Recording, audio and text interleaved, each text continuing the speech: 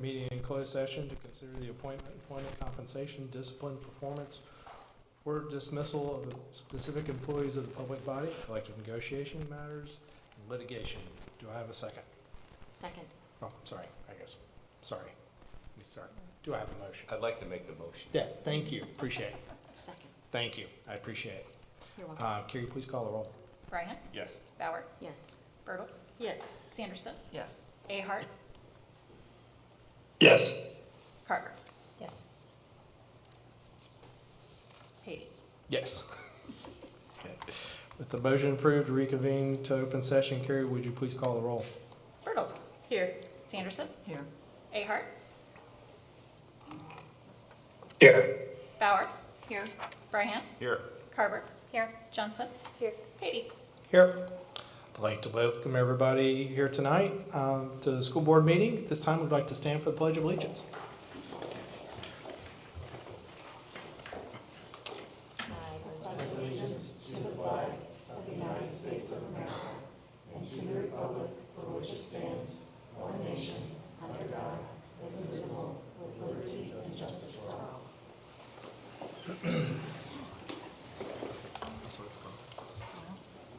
Okay, I'll entertain a motion to approve the May 12th, 2026 agenda has been amended this evening. So moved. Second. Carrie, please call the roll. Sanderson, Yes. Bertles, Yes. Ahart, Yes. Bauer, Yes. Bryant, Yes. Carver, Yes. Patey. Yes. Okay, at this time, the board has set aside time for anyone wishing to address the board. Is anybody wishing to address the board? Okay. Thank you. Moving on then. Okay, section 4, programs and personnel, Nature Preservation Foundation. At this time, I'd like to introduce Carmen Sledge, Nature Preserve Foundation Board President, and Cara Lane, Nature Preserve Foundation Board Member, to discuss the Nature Preserve, AKA Watershed Nature Center. We are supposed to sit here, right? Yep, please. I'll even give you my mic. Great, thank you. Thank you very much for having us. Well, I'm Kara, and I'm Carmen. Hi, everybody. Hello. thank you all for having us here. We are here to discuss the relationship that District 7 has with the Nature Preserve Foundation. Just to clarify, this formerly was known as the Watershed Nature Preserve, but because this organization is actually responsible for so many other areas of land in Madison County, Edwardsville area, Watershed is just one portion of that particular network of opportunities. And if we could direct your attention up here, we have a little bit of a presentation to share with you so that we can contextualize what this Nature Preserve Foundation is, and then also give you some background as to how District 7 is involved and what our ask is of this evening. So we're an all-volunteer board. Carmen is the president and I'm the education chair. A little bit of background, I've been in the area for 23 years and been a high school teacher for 22 of those years, and spent a long time at Edwardsville, and now I'm at Triad. And one of the things that got me involved with Watershed in particular was being able to take some of my juniors on extracurricular field trips. They weren't through the high school, they were on Saturdays, but that's how I developed a relationship with the folks at Watershed, and then was asked to join the board, which is something that has happened recently for me within the past year. And one of our big goals was to involve a junior board. So now we have high school students from both Edwardsville High School and Triad High School that are on this junior board, working toward the mission of getting more young people to these spaces and engaging in meaningful ways. Do you want to add anything to that? Yeah, we have programming from pre-K up through 8th grade, and we also, for our Discovery Day classes, we have an educator that we employ who works at the center, and then we have our D7 educator who runs the field trips 2 days a week. So the junior board was sort of a space where we found that we were not providing connection to, and so we created this junior board. We also have adult programming through our monthly Shed Talks. We have one next Monday if anyone has any free time. It's rolling logs and finding out what's underneath. So that's right. Always an opportunity for education. Also, let's see here, a little bit of background. The watershed has been around since '91, and it was a vision of the Kendalls and a restoration of this formerly abandoned sewage lagoon. So it's amazing what motivated community members can accomplish. And that's something that is part of our mission here with District 7 as well, is being able to educate our students and make sure that they understand what this place and space is and to be able to learn from it. And that's one of the things that we think is integral about having our employee that is that joint collaboration between the two organizations. And we've had quite a few community events. We're very, very excited. As Carmen mentioned, the Shed Talks are something that are recurring. The previous slide indicated that our first Earth Day event happened in 1996, and we just had a very successful Earth Day event a few weeks ago. And we're always, again, looking to expand and reinforce that community connection that we have. Including our partnership with District 7, this full-time educator, as Carmen mentioned, was in 2025. We're looking to expand the Nature Center being open a little bit more this summer as things continue to generate excitement and therefore also support from the community in terms of donations. We're able to have the resources to support those kinds of missions and opportunities. In terms of our District 7 kids being a part of this, and I do say that because not only am I a part of that, I'm also a resident of District 7. We have all kinds of opportunities for them to get out and be a part of these through age-appropriate curriculum that our employee is doing right now.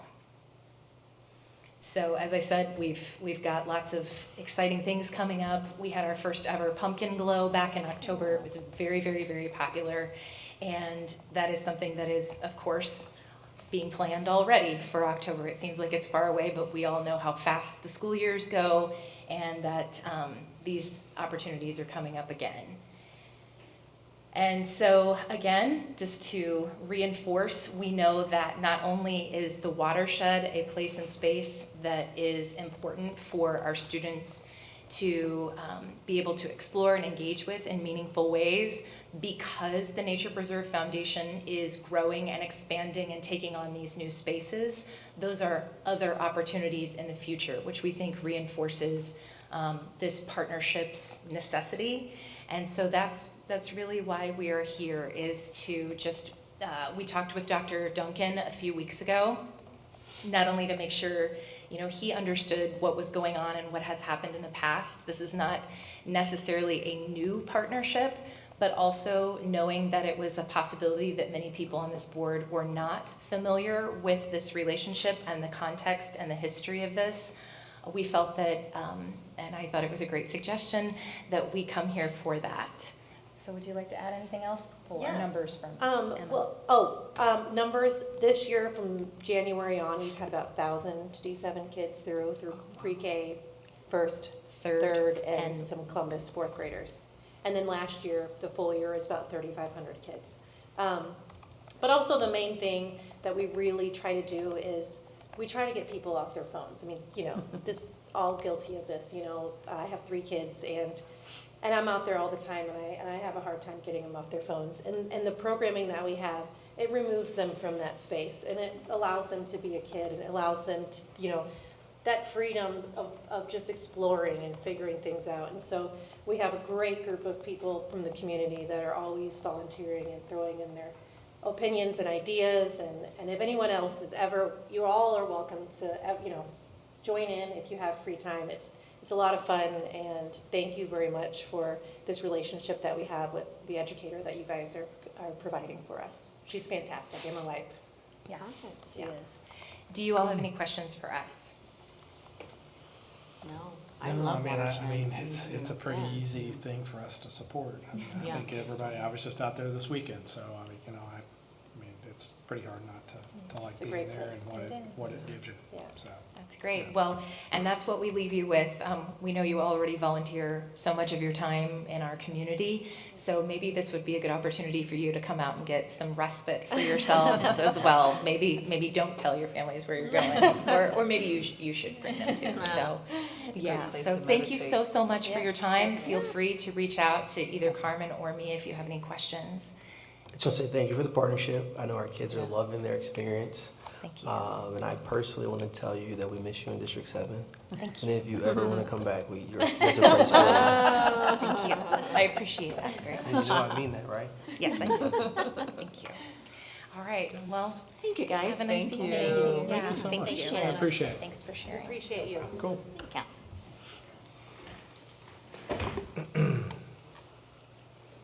Okay, 4.2, super eval renewal.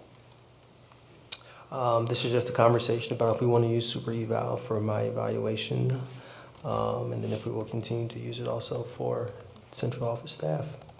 Okay. This is really a conversation amongst the board if you want to go that direction or consider something else.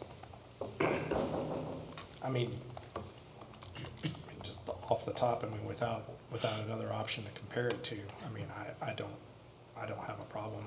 You know, obviously we've got, what, 3 or 4 board members that have not used it before.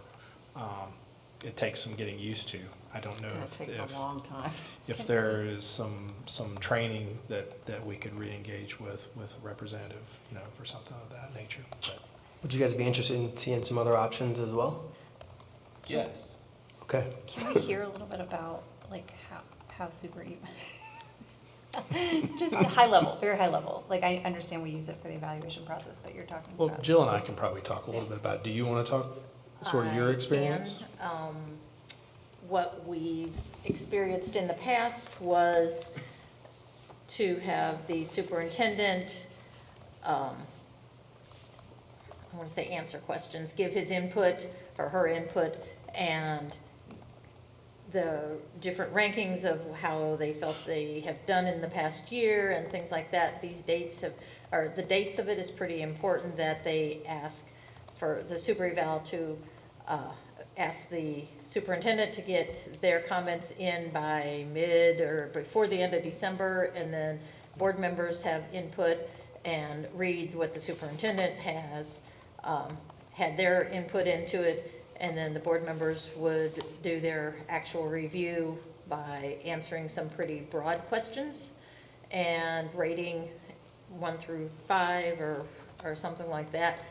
And then it's coordinates all of the answers from the different board members, and it gives averages as far as rankings, and it has all the opinions and comments that had been added by all the board members.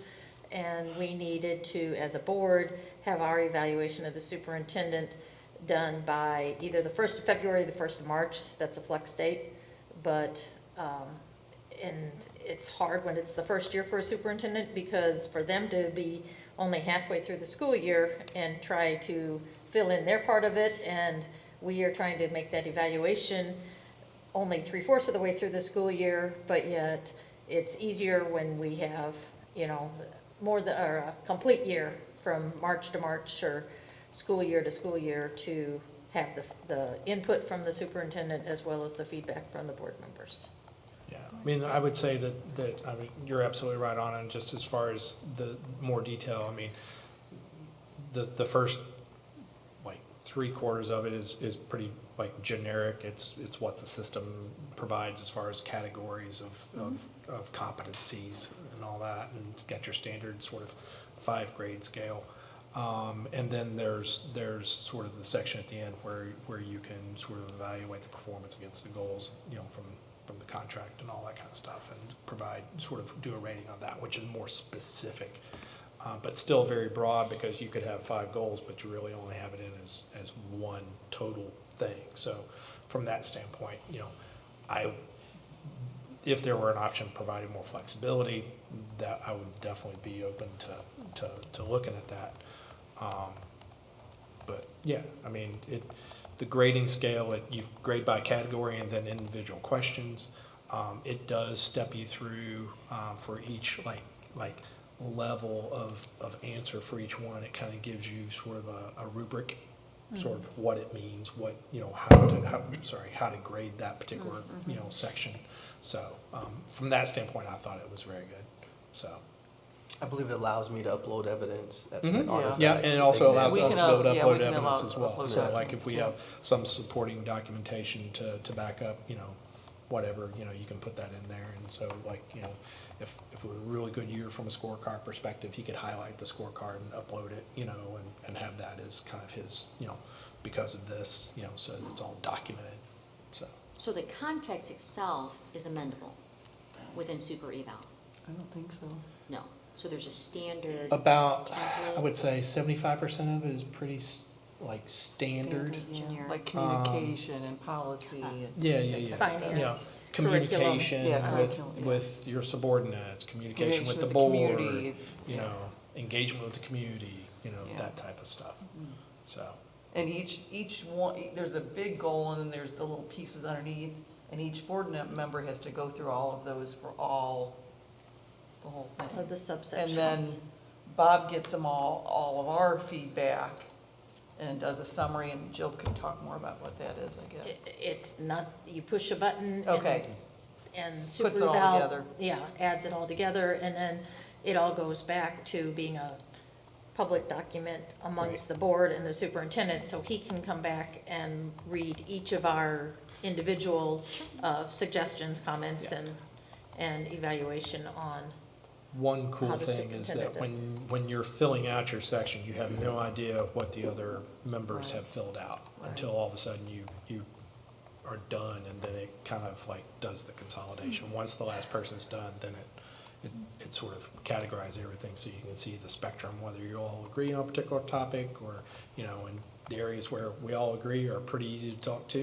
And the ones where we don't, then, you know, we kind of come together and see maybe what we were missing and then kind of decide, you know, how to approach it, you know, kind of stuff. Okay. How long has super eval been used by the district? Two cycles, obviously we skipped this last one, so we would have had a third year with it. I got two questions. The confidence in the conversation doesn't reach, like I'm getting pause on it, like, is this program effective? Or is it just a solution to an evaluation process? Well, again, Jill can probably answer that better. Because I know it was a manual process prior to super eval. When super eval came in, I think part of what it was, it kept the board on a schedule.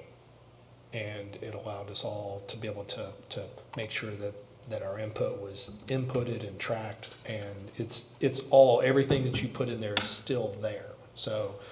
And even from one year to the next. Right, and yeah, you can go back 2 years. When we did it the second and- year, you could go right. back and see what the So scores all were, or the the comments were. improvement can be documented, you can see, you know, sort of the areas where, you know, things needed to be adjusted and all that, so. That's when great as it- a data thing, but is it effective in providing a good eval that gives feedback on where we need to go? Again, I think it's all depends on how the group uses it more than anything. Okay. I think if I would want to see other options just from the standpoint, because I felt in some ways that the categories that came in super eval were almost too general. There wasn't the ability for the district to be able to tailor it to the specific needs or like the questions that were important to the district kind of deal. Okay. And my second question would be for Dr. Duncan. I mean, hypothetically, if you were to become superintendent, how do you feel about the evaluation? I need to look at it again. It hasn't been used for me, so I can't provide feedback on how I feel about the tool itself. Okay. But I can dive into it this week and kind of. So the last 2 cycles, it's only been used for the superintendent? Yeah. Okay. But it has the functionality to be used kind of in many more ways than that? Yes. Does this invoice right here cover that? So and Okay. it does renew in June. That's kind of why it's up for conversation. So if we do let it go, we'll just have to renew it. I will tell you, my team didn't, when we started it a little bit, I think we kind of had some hiccups. It wasn't as user-friendly, and Yeah, it's I not don't intuitive. know that My team loved it, so I think it would be nice to look for a couple options and present the board, and then we can be consistent with. Especially if we can expand it out and use it for the rest of the district. Right. Yeah. Now, is this the option that comes sort of, is kind of sold by IASB, or is this another tool outside of IASB? Like, do they recommend this one? Yeah, I mean, yeah, because I know they have different. That's what I don't know the answer to that one. And if so, is that a popular platform for the other districts around us? Triad, Granite City, Wood River, Adalto, Yeah, I Collinsville? would kind of want to know kind of what Do they is utilize the the same norm. platform? Right. And If if not, not, what do they use? right, what do they use that might be a little bit more user-friendly? I And, think you it know, was one that was preferred by them. Pass. Okay. So I think, So yeah, if we can we get could a look few at- options. Yeah, see what the other options are. and, Absolutely. you know. Understand We pros, started cons, to engage the other central functionalities. office people. Yeah, I mean, it's, yeah, it shouldn't take much, you know, to be able to answer that. And if we let this lapse without agreeing to this super eval, how challenging is it to kind of just get a new? To start it back up, you're To saying if start, we yeah. end up choosing Yeah. it, And it's probably gonna Um, cost more too. You know, you leave something, come back, they raise the price. I guess that's an important, maybe, point to We- think about. Okay. And if it comes down to it, I mean, and we need to do the manual process, I'm fine with that too. So, part of the problem. we just have to be on it. Say, part of the challenge is you only do it once a year, Right. and it's not user-friendly, but I think it is a good summary. Yeah. It is a good tool, but that doesn't mean that there's nothing, there might be something else better out there. If there was another product out there that allowed, like, for instance, if we have 6 goals that are specific to the superintendent, this current goal, those 6 goals are put under one category that get rated as a whole. If there was a way to, like, do a category for each one of those goals, I would say I wouldn't even question going somewhere else. Right. I would think we would just, you know, continue using this. But if there's an option that allows us to be able to kind of tailor, you know, additional categories, along with sort of your standard stuff, I would be. Okay, I'll look into it, get you guys some other examples. Okay. Okay. Sounds good. Okay, moving on here. Sorry, I gotta get back to flipping back and forth here on this thing is somewhat problematic. Okay. Curriculum Advisory Committee. I'll start the discussion on this. So we are, well, an issue that I think the board should consider is establishing a curriculum advisory committee. And one reason that really, I want to say foot stomps kind of why I think this is important is when we were in the goal setting meeting last month, and we were talking, one of the priorities that we really, I think came across as very important to this board was the goal of, you know, establishing the curriculum and the importance of curriculum, and setting some real targets, you know, providing those goals to the administration, and they're going to come back with sort of the details of how they plan on sort of doing that. And it was, for me, that conversation was really good because I think what it did for me was really kind of highlight, we come from a lot of different backgrounds.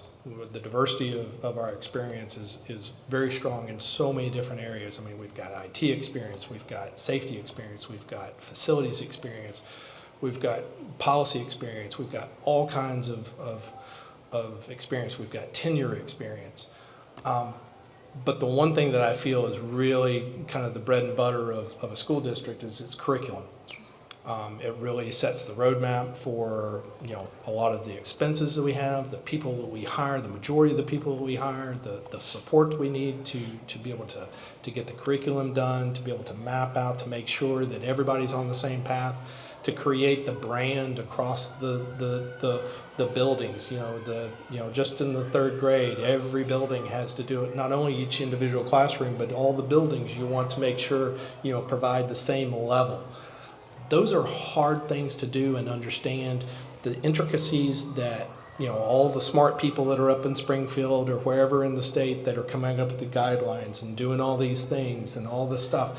And then for the board, a lot of those decisions that may or may not come to us, we're kind of getting sort of on the back end after people have spent a couple of years discussing and going through and all that. And sometimes when it gets to us, I feel like that as a board, it's kind of, there's pressure to go ahead and approve it just because people have spent so much time on it. And because if we don't, there'll be a lapse in material getting provided to the thing. Now, I know that there's a difference between material and curriculum, but it's all connected. Because when we're approving the material, we need to understand the nuance of, the handoff between the third and the fourth grade. Does the material provide that? If we say that we're going to be doing a certain handoff between the middle school and the high school for English language arts, that it's connected. So these tools need to understand that, and we, as the elected body of the district and the residents of this district and the taxpayers that want to make sure that we are doing things to the benefit of providing that value and following the policy. People need to be able to look at the policy of the district and understand that is, that we are doing what we're saying we're doing, and that we're holding accountable the people that we've entrusted to be able to move these things along. So for that reason, I feel like there used to be a long time ago curriculum committees, and I know the other districts have curriculum committees, but I really feel like that in District 7, we've not had that experience for long enough that we need to build that back. I feel like for this board to feel comfortable, well, my personal opinion, I'm not speaking for you all as far as what you all feel. If you feel differently, say obviously. But I feel that we need to be confident that by the time things have gotten to us, that it's more than a wing and a prayer, that just because the person is paid to bring it to us, that it's been done right. And not that, I don't want that to sound negative, but our job as oversight is to ensure that standards are being followed, both state and our own policy and how things are done. I would love for us to just have our own committee, but I'm not sure that anybody here really understands curriculum enough to be able to understand the difference of, I just learned about scope and sequence just in the last couple of months, Right. and the importance of it. But it's a grounding foundation of what our district is and does. And so that's kind of where I feel like that setting up an advisory committee that will help establish that framework and keep the process moving along sort of the best practices that not only provide some level of confidence, but also provide a high standard that I know that the residents and the longtime residents of District 7 have come to expect. It's, as a parent, I've seen it. I know others on the board are parents of current students, and we all have stories about, and I'm not going to name particular subjects or whatever, where why does one course or one teacher do it this way, but the other teacher does it the other way? And, students it happens, I mean, it's pretty standard, right? A student's like, well, I'd rather have that teacher than this teacher. But if the standards were the same throughout, at least everybody's getting it. And when I worked in retail, it was called branding. You want your brand to be the same. No matter what Lowe's or Home Depot you walk into in Collinsville, you should be getting the same experience when you walk into Alton or anywhere. That's the same way with the way we treat curriculum. And so I feel personally that we need to be able to have a group. We're very fortunate I think to have a group of subject matter experts that live in the district that are willing to volunteer their time to help with that, and to not do it into perpetuity, but to basically set up that process for the next year or two that then could be handed over to a board committee that where there's a rhythm the district's used to, and then, you know, the education of the board is kind of take it from there. So that was my intention with setting up this type of arrangement. I'm going to throw it out there for everybody. I know I've communicated some outlines and some proposed charters that we're still kind of working through, but I wanted to make sure that sort of I clearly put out sort of what my vision is for that and why I feel it's important. And so I yield the rest of my time. Well, I think that mentorship opportunity provides this district just that, a mentorship opportunity. I, as a parent of not only a freshman but a senior, have seen some of these I'll call them holes, a process of, you know, some opportunities of improvement where, you know, I sat here as a board member sitting in front of a team from the curriculum team that expressed that, here's an example, you know, while we don't have within this particular package, if you will, I'll use biology as an example, but there are some hard textbooks, you know, if kids do ask for them, they can actually take that home. I can vouch to say that that is not the case for one of our children, and they were denied taking a textbook home.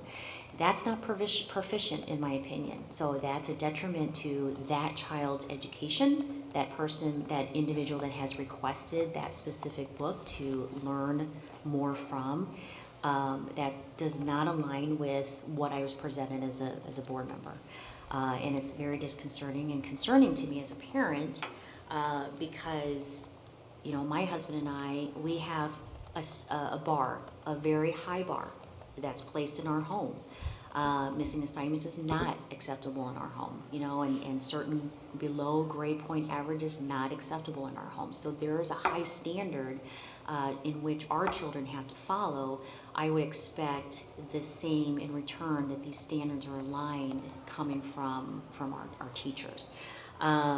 You know, we're already cutting short on Wednesdays for parents to adjust their schedules and kids to adjust their schedules and teachers to adjust their schedules for PLCs. But if the standards are not aligned and they're not in conjunction to, you know, to teaching the same thing at the same time, then it's hard for me to understand the measurables here. That something's not making sense. If one class of the same grade is on a novel, you know, on this one, but the other teachers are teaching a different one, it's hard for me to understand how they can, I guess, you know, report back on the, I'm trying to find the right words for a curriculum lingo, but if everyone's saying during the PLCs that we're aligned with how we're teaching, but you guys are in different subjects or teaching a different way from one or the other, as Bob presented earlier, it's not making sense to me. So I'd like to see that get back to aligning with our standards as what it's been reported as, or just something's not consistent with the way that's been reported.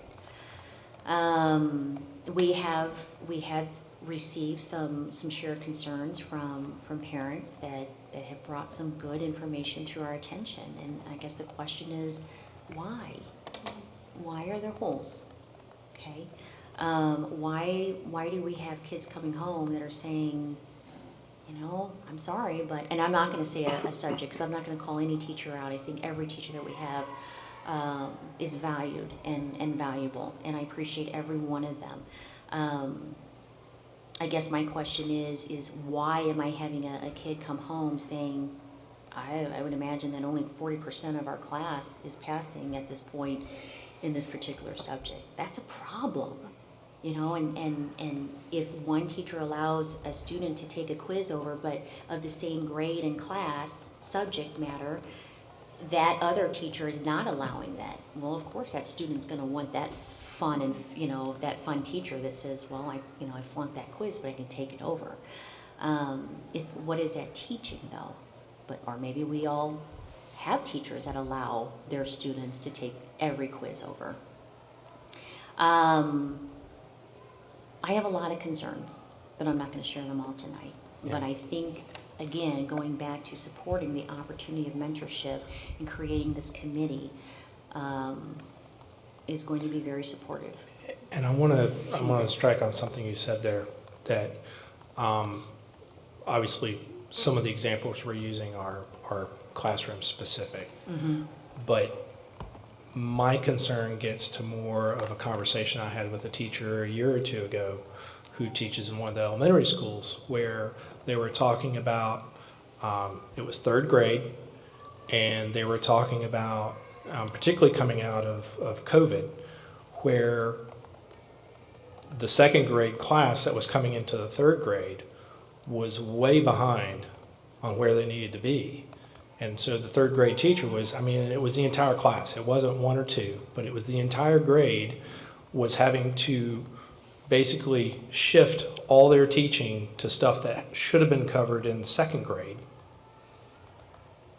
And according to the scope and sequence, that would basically mean that that teacher was having to do more scope than what, because then there's the expectation, not only do they have to teach the second grade material, but then they have to get to the third grade. Right.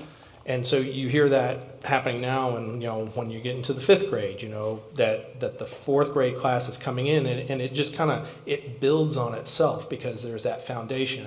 You always hear the K through 3 is where they learn to read, and then after that it's they're reading to learn. But if they haven't learned that learn to read basis, right. It just makes everything that much harder. And everybody wants to have, the graduation rate be where it is. Sure. And so they try to manage that. But then what you end up happening is that you're setting yourself up, if you're not taking care of that K through 3 and making sure that your scope and sequence and everything's connected, and that your material is in there. We had such a rush because, and I don't know any other way to say it, that the district was sort of behind going into the pandemic because we didn't have the technology to be able to support learning from home. And as a result, it's like in the military, you're always fighting the last battle. So we spent the last 2 or 3 years spending our time getting all of our technology taken care of, getting all these things that will allow us to prepare for the next pandemic when we got to go from home, go back to home. And meanwhile, in that rush to be able to bring the technology in, I worry that we didn't have the framework, and there was such a rush to be able to make sure that the scope and sequence was connected to the material we're purchasing and all the things that we need to be doing, that it's driving a lot of this, that I'm not sure that this group would be in a position to be able to understand the details of what I'm saying unless we had somebody or a group that would allow us to be able to sort of have more comfort when those decisions are coming to us. Well, to build off that framework, and I'm sorry, if anybody else has anything, just jump in, but building off of that framework of, you have a freshman who's being prepped for pre-ACTs. Someone help me understand. I'm not savvy in this, so help me understand, what does that do for him or her when we should be focused on Chapter 8, Chapter 9, Chapter 10 while we're wrapping up our last semester, and I'll just throw geometry out there. I'll just throw algebra out there. What are we doing to do pre-pre's when we should be focused on a class that has a 40% ratio of even passing? They're gonna pass, but that stepping stone for them graduating into sophomore year, we're focused on something that's not even, maybe I'm wrong, that's not even the right narrative, but we should be focused on improving and ensuring that these ninth graders are ready to accelerate into sophomore year come fall. So I'm sorry, we're spending $50 an hour on a tutor right now in math. So this young man can, at least pass. So it's not the teacher, it's better understanding and aligning and figuring out maybe the priority. We're all noodling this out loud, right? So, but to bring in experts and subject matter experts that can say, this is the experience that we've had in collaboration with our director of curriculum or with other, committee members that can say, well, this is how we've been diving into it the last couple years at least, in preparing our curriculum for our district. And then the SMEs are, okay, well, this is where the holes are. This is where we need to improve better on. What makes more sense in this area, especially as we're coming to an end for second semester. So Again, I building on that agree, there is a need, because there's always a way, growth, experience that, and we had such a long time when we weren't having any curriculum reviews, and the administration was put on a demanding, I don't know if that's the right word, schedule to say, okay, we haven't had any curriculum reviews for so many years, now we need to get this done, get it updated, and do it in a timely fashion. And for various reasons, some things got delayed, some things got separated as far as, just elementary reviews versus high school reviews and things like that, different subjects, and there's still some that have not been reviewed at all, and we've all talked about that at previous meetings. But I guess getting back to this committee, I don't know that anybody can disagree that there's a need, but I don't know that what this committee we've seen 2 drafts now, and I've asked several questions and I've not gotten any answers for most of them, most of my questions. And I guess what has been proposed does not include any District 7 employees, and I think we need to have these 2 groups work in unison and work together as a team, and not have it this group and expect them to have the process go smoothly. And because I think if this, whichever one is administrative and teachers, and if the other one is this advisory committee that is more directed from the board and not have a lot of involvement from administration, to me, it's going to be, I don't see how they're going to work together unless they are a team and it gets done together and not us and them. I kind of have to say I agree a lot with that, because I think as a student I've seen how a curriculum can be placed on a teacher, but teachers teach it differently depending on, so it has to be a matter of not only what we're supposed to be learning, but what's being focused on the most, what certain things are we really drilling in classrooms, because I think that's where a lot of discrepancies start to happen, is where one teacher might focus a lot on if I'm in a lit class doing the poetry unit, but then another one is really focusing on developing writing skills. I think it's really important to kind of decide what's the goal for 9th grade, what's the goal for 10th grade, and we really all just do the same thing there, because I know teachers have different teaching styles and they all have their own passions in their own classrooms, but it's important, I should be able to go to one of my friends that has a different lit class teacher and say, oh, you guys have also been working on writing, can you help me out with my argumentative strategies, because Right. I'm really struggling on those, and they should be able to tell me the same things. That's my biggest thing, I think. Yeah, no, I think that's great. Yeah. Absolutely. You want a job? I would, I guess, agree, Jill, that I think that certainly this has to be an iterative process that involves input from both those who are, working within the district and maybe some folks who are providing more of an advisory kind of role, mentorship, based on experience that they've had. I also think, one of the things that we would benefit from greatly with this kind of a committee is honestly even just it's an education for us as board members, right? It's an opportunity for us to kind of over the next 2 years really learn even what questions we should be asking, right? Right. Understanding the thing, like gaining basic literacy in curriculum to help us make informed decisions on this stuff. Because as Bob mentioned, like none of us are experts in this area, and it's something that we could certainly use expertise on, because if we're not focusing on this, like education is what we're doing, right? Like that is why we're here.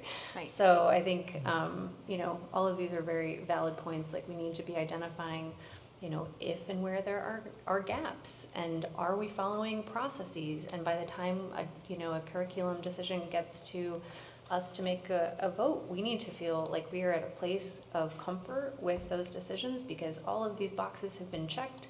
And ultimately, I think the hope and vision is that there is a curriculum committee that is exclusively board members with input from district people a couple years down the road that is doing that check, right? Is saying, okay, have we checked all these boxes? Are we following these processes? Right. You know, and then when it comes to us, we can kind of comfortably vote on those decisions. But I think this is a way to kind of jumpstart that process and help us get in that rhythm. Yeah, and I don't think I envision this being anything that would be done in a vacuum. I mean, I think in order for it to be successful, I mean, and Dr. Duncan and I have talked about this, I mean, it could not exist without the support of the superintendent and the director of curriculum and any of the support staff that are needed for whatever topic is being discussed. My vision of this is that, you know, sort of on a regular basis, there would be, you know, the committee would basically come up with, and I'm just going to throw out numbers, so don't hold me to this, but like, let's say there are effectively 7 basic steps that when you go through a curriculum review process that each one needs to step through. And this committee would kind of see it through each one of those things, so that you're not getting to, like, for instance, when somebody comes to us in a month or, you know, next month on, let's say, math, they've gone through a 2-year process and they're coming before us, and if we do anything other than approve it, you know, we've ruined 2 years of work, and there's never been a communication about the steps along the way, what to do. So if you're in a position to where you're approving something and you're told, well, if you disapprove it, then a lot of people are going to be upset because of all the work they put into it, then we need to be inserted further along in the process before it gets to us. Further upstream, right, so that right. so that it's not one of those things. And so you set up, let's say, 7 steps, the 7 basic steps of curriculum development that, you know, they get through step 3 with no problem, then they get to step 4 and the committee says, whoa, you missed some major things here. They're not going all the way back to the beginning. They're just going back to the beginning of, or, you know, where step 3 was, where they left off, and fixing, and then moving on. That's kind of been my vision as they go through this process. We are not at a level to where we understand that. The district doesn't have that rhythm to understand that expectation yet. Right. So that's what we would need. And you know, 2 years may sound like a long time, but I don't know from what I've gathered with curriculum development that 2 years is pretty standard, you know, for a lot of these decisions when they start deciding you're going to go after these things. So, you know, there needs to be sort of insertion through that process, and it'll take a couple of years to get that rhythm. But then, you know, the monthly reports where the committee comes and says, these are the things that have been reviewed so far, and these are why we've kind of gone through these various steps. Going through that process, everyone sitting here would learn from that and understand these are the processes we need to think. This is at what stage you need to be aware of the scope and sequence, and maybe we need to go back and look at the scope and sequence again. Maybe we need to go back and do something or else, but we are not in a position to where we know enough to be able to level that kind of adjudication through the process. I'm not talking about, and I've heard people talk about, you know, the board's getting into curriculum decisions. No, the board has a policy. The state has standards. It's our responsibility, because every district is like every other city in the state. We are self-governing. Nobody's going to come in and do it for us. And if we do reach a point to where somebody's come in and do it for us, we got bigger problems. So it's on us to fix it. And this community has high standards that I would rather be proactively engaged in trying to make sure that, and maybe everything that's coming to us is great and fine and dandy. But we have to gain the But literacy to know. we have to understand the process to be able to get to that point. And when we get emails from parents, and when as a parent, I'm seeing it for myself, it really, for me, knowing that we set forth some priorities and goals that the administration is going to come back to us with at our retreat, I would like to understand more about that. I'd like to know if metrics we're being given are adequate, if they're realistic.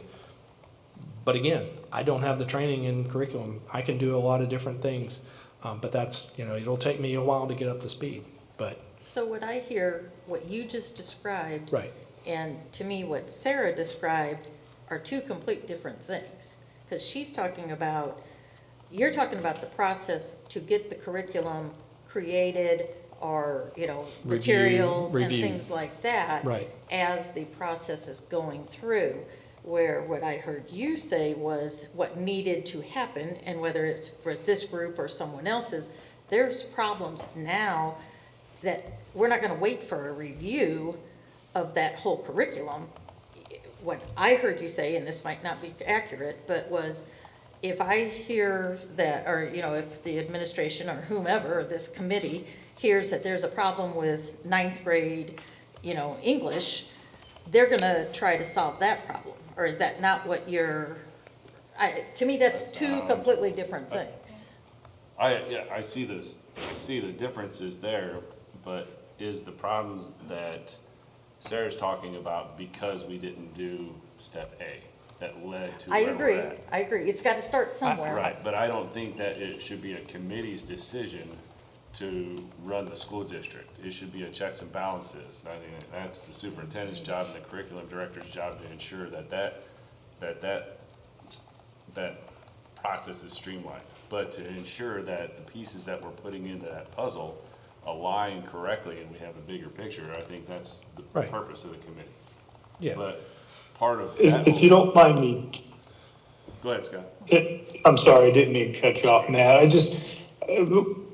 One of the things I wanted to say, I think everybody's saying the same thing. We want to address any shortcomings of the curriculum. My concerns would be, it's important for the district as a whole to allow Dr. Duncan to establish his team, let them look at things. You can set up a committee on the side or do whatever, but allow him to set up his team so they have a chance to start addressing, whatever gaps we may have. Is there a time and a place for a committee? Sure. But I think in my mind, it's more important to allow him to establish his team, allow them to put checks and balances in place to, identify where we have the gaps and attempt to close the gaps, and then utilize something like this down the road as a way of tightening things up. I think timing is imperative. If you rush something and put it out there without fully vetting it and allowing the system to integrate into it, then you risk the chance of, just tearing yourself apart. Again, everybody's saying the same thing, that, we have a need, but timing is crucial. And you don't want to rush into something before, Dr. Duncan has a chance to establish his team to where they can sit here and look at these issues. So, That's just my opinion. but, Scott, I appreciate everything you just said. I think from my lens, these are kind of two distinct, discrete buckets of work, if you will, or purposes. Like the work that you're talking about, identifying gaps, addressing parent concerns that come up, et cetera. That's Alan, Director of Curriculum. 100%. That's their job, Yes. right? They have to identify where there are issues and work through those things. And with whatever team that Dr. Duncan is establishing, as part of, part of his process. Like, I think, if there are different people he feels need to come into the picture to support whatever, like, that's part of the process, right? The director of curriculum has to be involved in that work. But the way I see this curriculum committee operating is much more of just a way to ensure, as Jill and Matt said, that the processes are occurring. We're stepping through hoop 1, 2, 3, 4, 5, 6, and 7 in order. We're not skipping around. They're helping us to understand the purpose, or they're helping us to understand what the curriculum is. Have we met all of these criteria? Are we doing this in alignment with state standards? Giving us that literacy of curriculum to be able to be well informed, ensure that things have checked all the boxes to get to our, metaphoric table to vote on. So to me, they're kind of two different purposes. Again, that work, that making sure that gaps are addressed, et cetera, that is the work of the director of curriculum. That is, under Alan's direction. And then this is kind of a separate and apart thing that helps us, obviously as a district as a whole, but also as a board, to ensure we are informed, aligned, Right. making these decisions from a well-informed point of view. And to that point, there are some one of the things that Dr. Duncan and I talked about in a recent meeting is the way in which you roll out a curriculum, in a lot of ways, I guess, and material to some extent, is kind of philosophical. You can go the philosophical route of, we're going to run a pilot program. We're gonna institute, 8th grade math in just one class and see how it goes, and use that as a learning opportunity to make sure it fits the bill for what we want to do, and then we're gonna roll it out to the rest of it. Or you're getting into the you're just gonna wait, you're gonna train everybody and roll it out all at once. And those are philosophical decisions that is well within the district's, wheelhouse to decide. That's, as Dr. Duncan goes through this process with his team, they've said that this way. But this committee would be there to decide, okay, if you're going to do a pilot, you still have to ensure that you're in keeping with the scope and sequence. You still have to ensure that the standards we do, regardless of whether you're doing the pilot or you're going to roll everything out together, are aligned, Right. So that there are no gaps. Because, when we start talking equity, we still, even rolling out a pilot, have to ensure the equity across that subject for every student in that grade, in that building, or across the building. And so if we're not thinking about the equity of the students through that process, then when they get to the high school, some may be where they need to be and others not, just for how we even rolled out the pilot. So Right. those are all the things that this committee needs to be able to be there, because, and I'm going to use a word that some people may bristle with, let me say my word, and then is oversight. This board is to provide oversight to make sure that standards and policies are being followed. That's what this committee provides us. And with regard to oversight, in some ways I feel personally that there are just groups that need to be involved with oversight, and that other people being involved with that group could potentially be conflict of interest. So we need to ensure that the things that are coming before us have been sort of treated in such a way that it's independent and provides a level of adjudication to the process that we wouldn't get otherwise. So. He had his hand up Go first. ahead. Yeah, it's Oh. fine. Oh, that's okay. ahead. So when I came on the board, there was curriculum that was 20 years old. And I am very glad that we are talking about curriculum. It is so important. Isn't that the foundation of what we're supposed to be doing. But I'm hearing 3 different things from you guys. So I say this because we need to flesh this out more.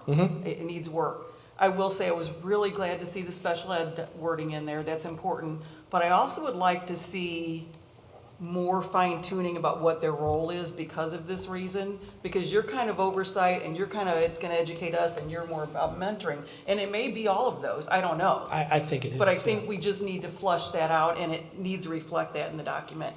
I also would like to see, well, one of my concerns is, what if there's conflict between our curriculum committee and this committee? That's the question. What do we do with that? We don't want that. And so I think it's gotta be really, really clear what the expectation is. We don't, to me, I'm sorry, but I'm probably gonna choose D7 staff because they're living it and breathing it every day, but we don't want that conflict, so we need to make sure that doesn't happen right off the bat. Or we have, what are we gonna do if there is a disagreement or conflict or whatever? Well, yeah, and I'm sorry if I cut you off. No, Yes. but, sorry, Well, and finish. I wasn't done yet though. Yeah. And then I would like to see more about membership. Like, for instance, we have people on there that ELA, but math and science are what we're doing. I just think we need to flesh that out a little bit, just to make sure the membership reflects some diversity in that team and that group. Sure. And I know it's your selection, but you know what? You may not be here the next time. Who knows? Yeah, So that needs to be fleshed out a little bit more about experience. I really strongly think somebody with special ed background should be on that committee. But they also need to be holding hands with our special ed staff at the district and working really closely for that. So anyway, go ahead. Thank you. In the spirit of time, I mean, we all agree that this is somewhat necessary, that to me it is necessary. But we're talking about the impacts, and I appreciate the passion, I appreciate all the explanations, but I don't want one bad egg to ruin the whole bunch. And so we're talking about this idea and the purpose and everything else, but one of the concerns that was brought up was the impact on the staff. And we're talking about this entire process, but yet we haven't talked about the actual nuts and bolts of it. Yes, we understand what it's meant for, but you have teachers out there going, oh my gosh, what's going to happen? I mean, and that document is the document, and your conversations happen, but this is the first of a board conversation where we all talk together. sure. And where the community can actually hear what the intent is. So like the scope of this committee, we understand is to be there as a review, not necessarily make decisions. Maybe a recommendation at most, but I understand that verbiage is still being worked out. What about the requirements of a committee member? I mean, if you were to put me on that committee, I'll be the first to tell you that I don't know anything about curriculum. You can Right. put me in the most dangerous situation out there and I'll be just fine. Right. You put curriculum in front of me, I trust the professionals. So what are community members, or committee members' requirements to be on there? I think that needs to go out to the community. Members of the district and board, I see both sides of it, but if we have too many members from the district on there, it defeats the purpose of an oversight committee. We have to have a little bit of independent investigation, a little bit of independent accountability in order for that to work. Otherwise, we're just rubber stamping with a different name. But I do believe that there needs to be some representation that's on there. Another one of my concerns that probably is of teachers is who starts this curriculum process? Is it the committee that starts it? How does it get started? Or is the curriculum department doing all the legwork and the committee just setting benchmarks? Will those benchmarks be created together, or will it be created by law and policy? I mean, how are they supposed to know what to make of it? Some of the other concerns that are out there is how will this impact the decision to pass the curriculum? I understand that this is an extra process. It's an extra hoop that they have to jump through. But during the process of curriculum review, is it going to slow it down enough that it becomes counterproductive more than it becomes productive? Or is it going to require a little bit more foresight on when that curriculum goes under review and the process that goes through there? So as a board member, I have all these questions. As a document that I get, I can read that document and interpret it a certain way, but my brain doesn't work like that. How it works is discussing it and working this all out together. And I think this is super that we're having it. But I think we're spending a little bit more time justifying our personal feelings on why this is necessary instead of working through the process. Kind of need to take that one more step further and kind of move on with it. Okay. And I yield my time. Okay. So I've got a couple of comments about the actual document, and like I said, I don't understand. There's a couple things in here that I don't think falls under the category of what we've reflected tonight. And one of them says, review of plans for the 7-period day, the changes in the school start times, and the adjustments to the instructional times for all grade levels. And I guess everything that people have talked about tonight, this committee's gonna be working like 24/7, 365, it sounds like to me. And I don't see why something like that the district has put their own, people in charge of and things. I can see that there's an overlap there, but I don't know that this particular committee needs to be involved in that when the district has put, years of time and labor into it. And so anyway, and then the other one that's in here multiple times talks about a curriculum audit. Do you know can you explain what third-party curriculum audit, what does that mean? Who would that involve, or why would that even need to happen? Well, I mean, it kind of gets to, I guess, the intent was, with all the research I was doing about curriculum committees around the state, this is one that came up a lot. It generally was in the case where the district, just due to time constraints, or the committee identified where there was potentially an issue, but they wanted a third party to come in and confirm that it truly was what they thought it was. And so then the committee was involved with the district to develop the RFP that then went out, and then consultants were brought in to kind of maybe do a more focused review. Maybe the committee, all they really focused on was identifying where they got the hint that there was a problem, but then they basically hired somebody to come in and really go into the details to make sure that So it was or wasn't. The problem, as you said, are you referring to a curriculum study process, or what problem, or a No, class, like for something that's instance, going on in if we classroom, or find, what? let's say, for instance, that scope and sequences for a number of grades are not necessarily connected the way they should be. I mean, this committee, to your point, is not going to have the time to go through all of the grades to be able to identify that. So if, it's kind of like, and you hear me say this a lot, it's a game of 20 questions. If by the time you get to the third or fourth question, you've got your concerns are increasing, I wouldn't spend my time going through the rest of the 20 questions. I would just say, okay, this is now in the category of needing a third-party audit to come in and kind of do the work for us, because we got to move on to something else. To your point, that this committee is going to be reviewing a lot. That's where the third party comes in. Assuming, of course, you have the money to pay for that, because that costs money. In which case, then, you're kind of in that category of, well, we're just, going to have to do the best we can. We know it's an area that needs to work. We've identified it. And then that's where the district kind of goes off and tries to figure out what they can do on their own with the resources they have, if we don't have the money. Sorry, Dave. To be able to do it. So that's the thought. And I understand how it comes across being in there. We're not saying that we're going to do third-party audits on everything. I just thought that there need to be that flexibility, and that point at which we say, you know what, there's something here, but we got to move on. And if we've got the resources to have somebody come in and help us with it, then we do that. Okay, well, it's mentioned multiple times in here, and to me, that also takes up a lot of our personnel, our staff, our teachers. Sure. I don't know, again, I know when Dave goes through an audit, his office is inundated with, people, requirements, expectations, and things like that. And to me, that's putting the district staff, and whether it's teachers, administrators, or whomever that is responsible for answering to these questions for this audit, it's going to stress them, give them more to more work on their plate, and I would hope we would never be at that point. Right.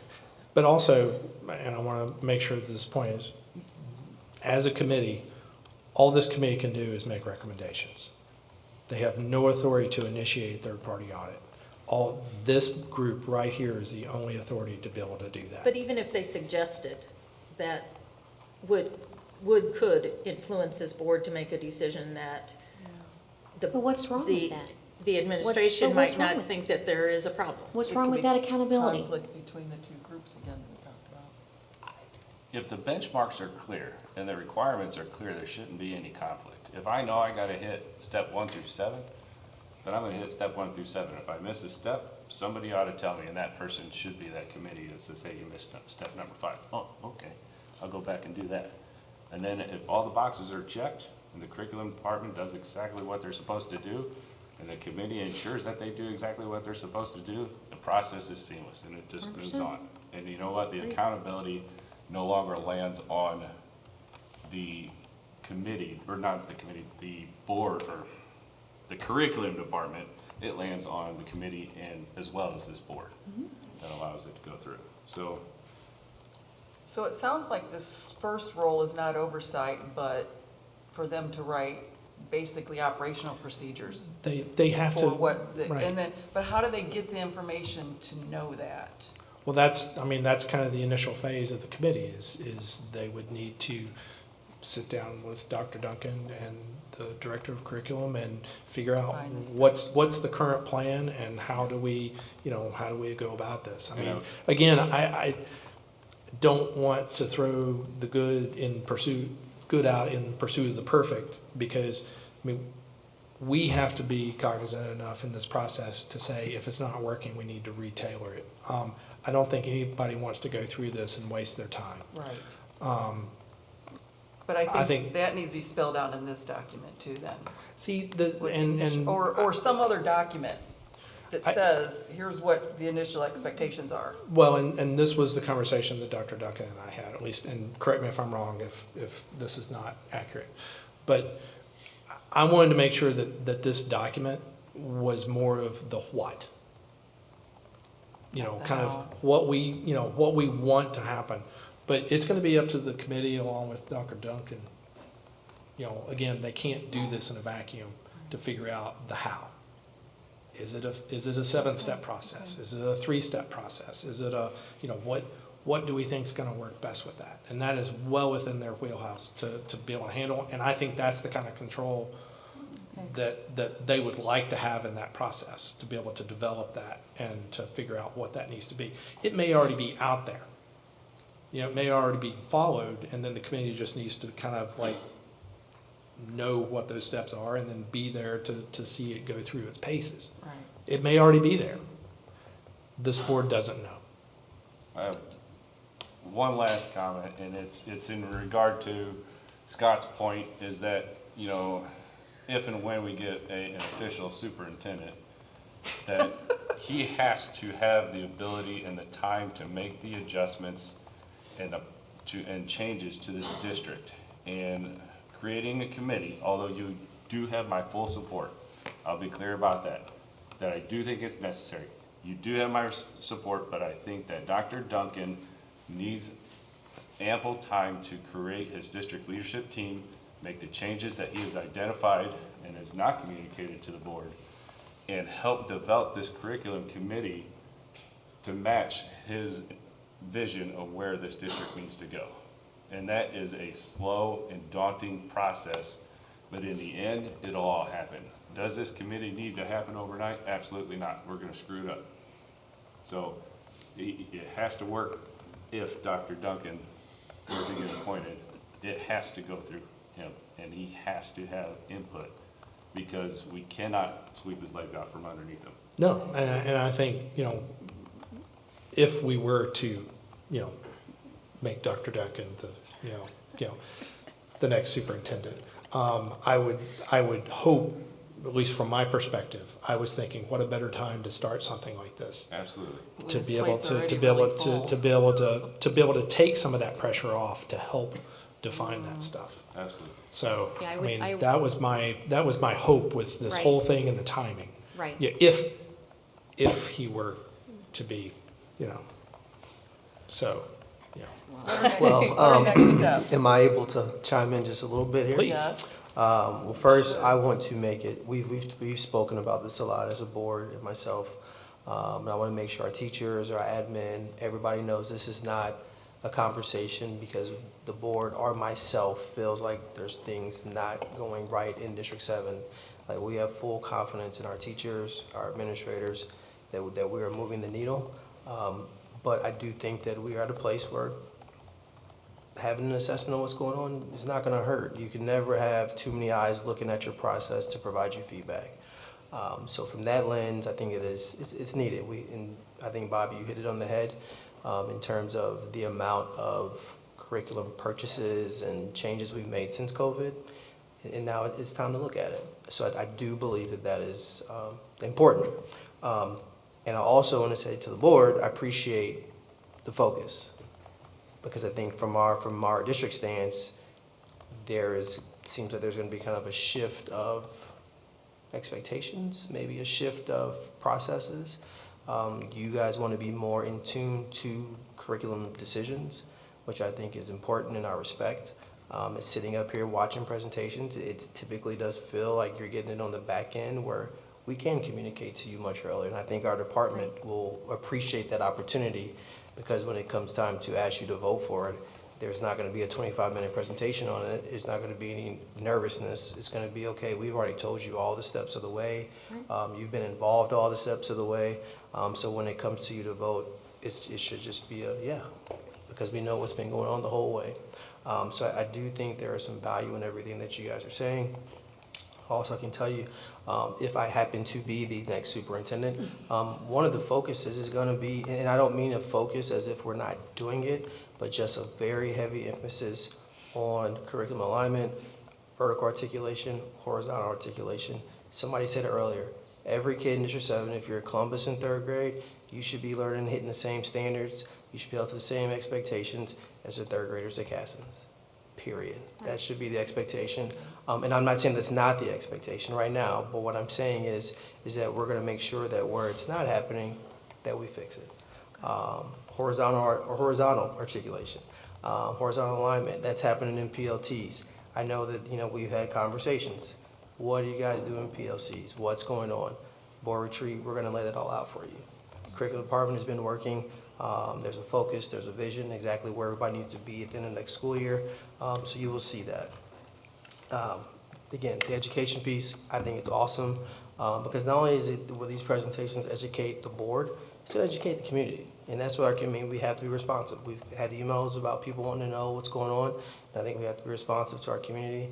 But I do think it is going to be imperative that how we structure this committee, that it's in collaboration with the district.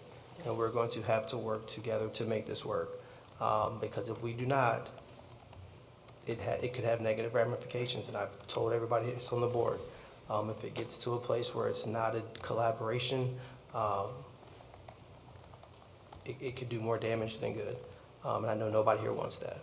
I think we all here, wanting the same thing, which is to continue to move District 7 forward. We have high expectations for ourselves, our kids, as community has high expectations, and we want to meet those, exceed those. I think that's all of our intent.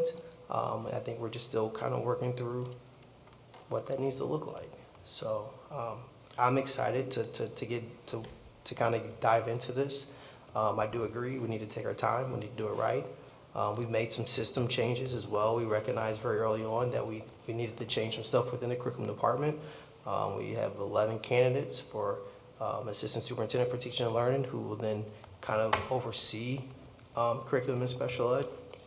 So I think if we get that position hired, along with the shifts, there now being a high school curriculum coordinator, a middle school curriculum coordinator, elementary curriculum coordinator, we're building something that has the structure to be very powerful.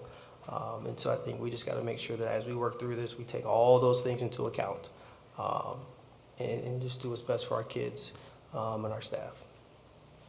Cool. So what I'm thinking our next steps, Dr. Duncan and I are going to go off and, based on conversations, kind of, see where else there is to go with the document that's in draft form. And then I'm hopeful that we can discuss in more detail at the next meeting. And then hopefully the meeting after that, we'll be ready to maybe take a vote. So Okay. that's at least the current plan. A vote Obviously, on creating the committee. Oh, gotcha.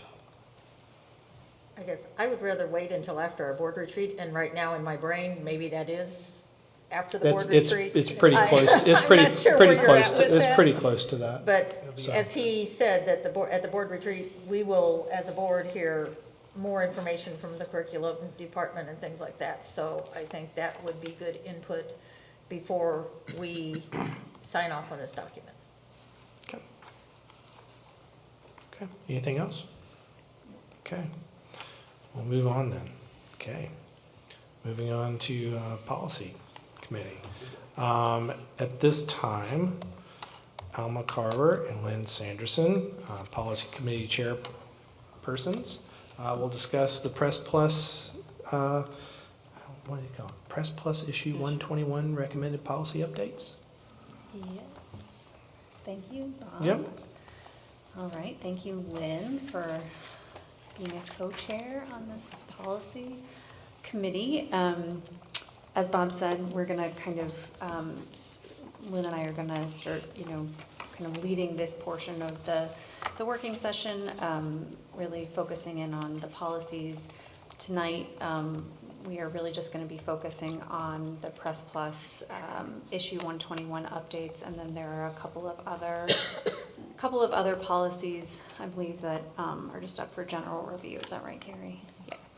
And so we'll go through those. I think more kind of longer term, the vision for this committee is to do like a 2-year thorough review of all of our policies in District 7 to kind of keep us on a cycle of regular routine review of those policies, to make sure we all know what they are, to make sure that, they are kind of just looking at them to make sure we understand them, where we have questions, identifying any, possible. One of the nice things about these Press Plus updates is that there are kind of footnotes that give you optionality depending on what your district's needs are, what the size of your district is, if there are certain ways that you approach certain matters, that you can kind of adjust your policies accordingly, which is pretty great. So for tonight, I think we're gonna kind of just go through these pretty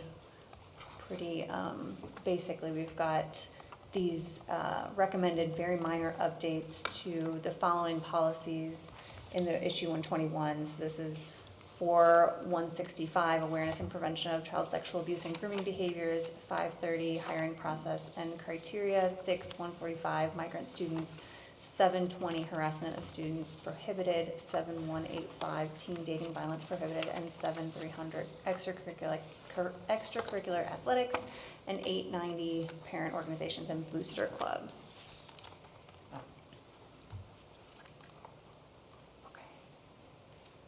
All right, and then we have a few more policies that have more detailed recommended updates by ISB. And this is 200 types of school board meetings, 220 school board meeting procedure, 250 access to district public records, 250 leaves of absence, 330 sick days, vacation, holidays, and leaves, 665 student social and emotional development, and 170 Title I programs. So, before we jump into those that are a bit more detailed, I want to just kind of quickly touch on those that have just very basic, very minor policy changes. All board members should have a packet of these policies in front of them to be able to see kind of the language change. In this first one, there is just kind of a duplication of language in the first provision that is just that's removed, and then there was a removal due to a law change on 530, hiring process and criteria.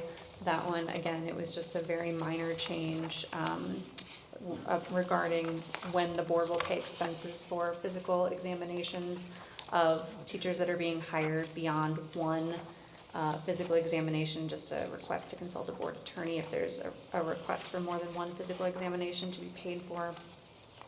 Migrant students, that one, again, that's just a very minor language change from saying provide migrant children to provide migrant students. And then some language cleanup.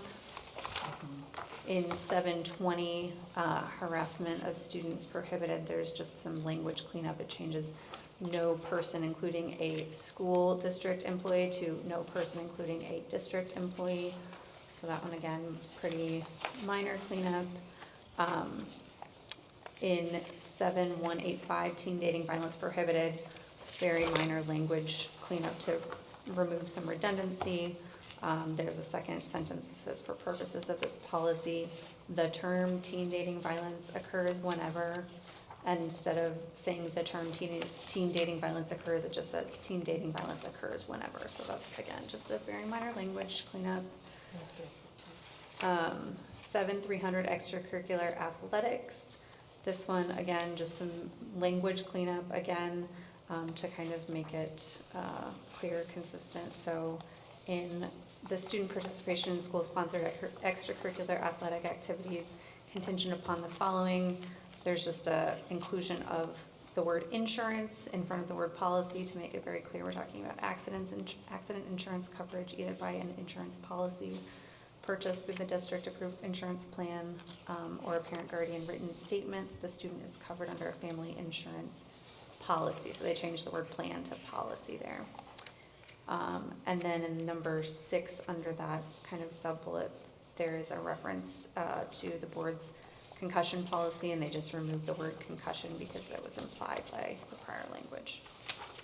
So I think, and the 890 parent organizations and booster clubs, there was again language cleanup to change a reference to district policy to change that to board policy. So those are those very minor kind of updates, and then I think we'll talk a little bit more in depth on these other policy updates that are slightly more substantive. So again, not too bad. Hopefully this won't be a super painful process. Okay, so 200, this is types of school board meetings. This one really, the update, again, somewhat minor. So this policy really gets at, the different types of school board meetings we have. We have general, regular, closed meetings, special meetings, reconvened or rescheduled meetings, emergency meetings. This change really, I guess, kind of gets at where the board meeting notices are posted, where the agendas are posted. And so this is just a question about, if you are posting, the question is, does the board post notices and agendas for special meetings at the location where the meeting is being held, in addition to posting at the district's main office? And yes, we do. Then the policy may require posting in the same manner for reconvened or rescheduled meetings in alignment with OMA. So I think that's just a kind of clarification point there. And I think that's what we already do.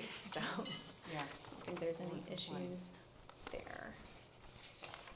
Okay. Any questions so far? No.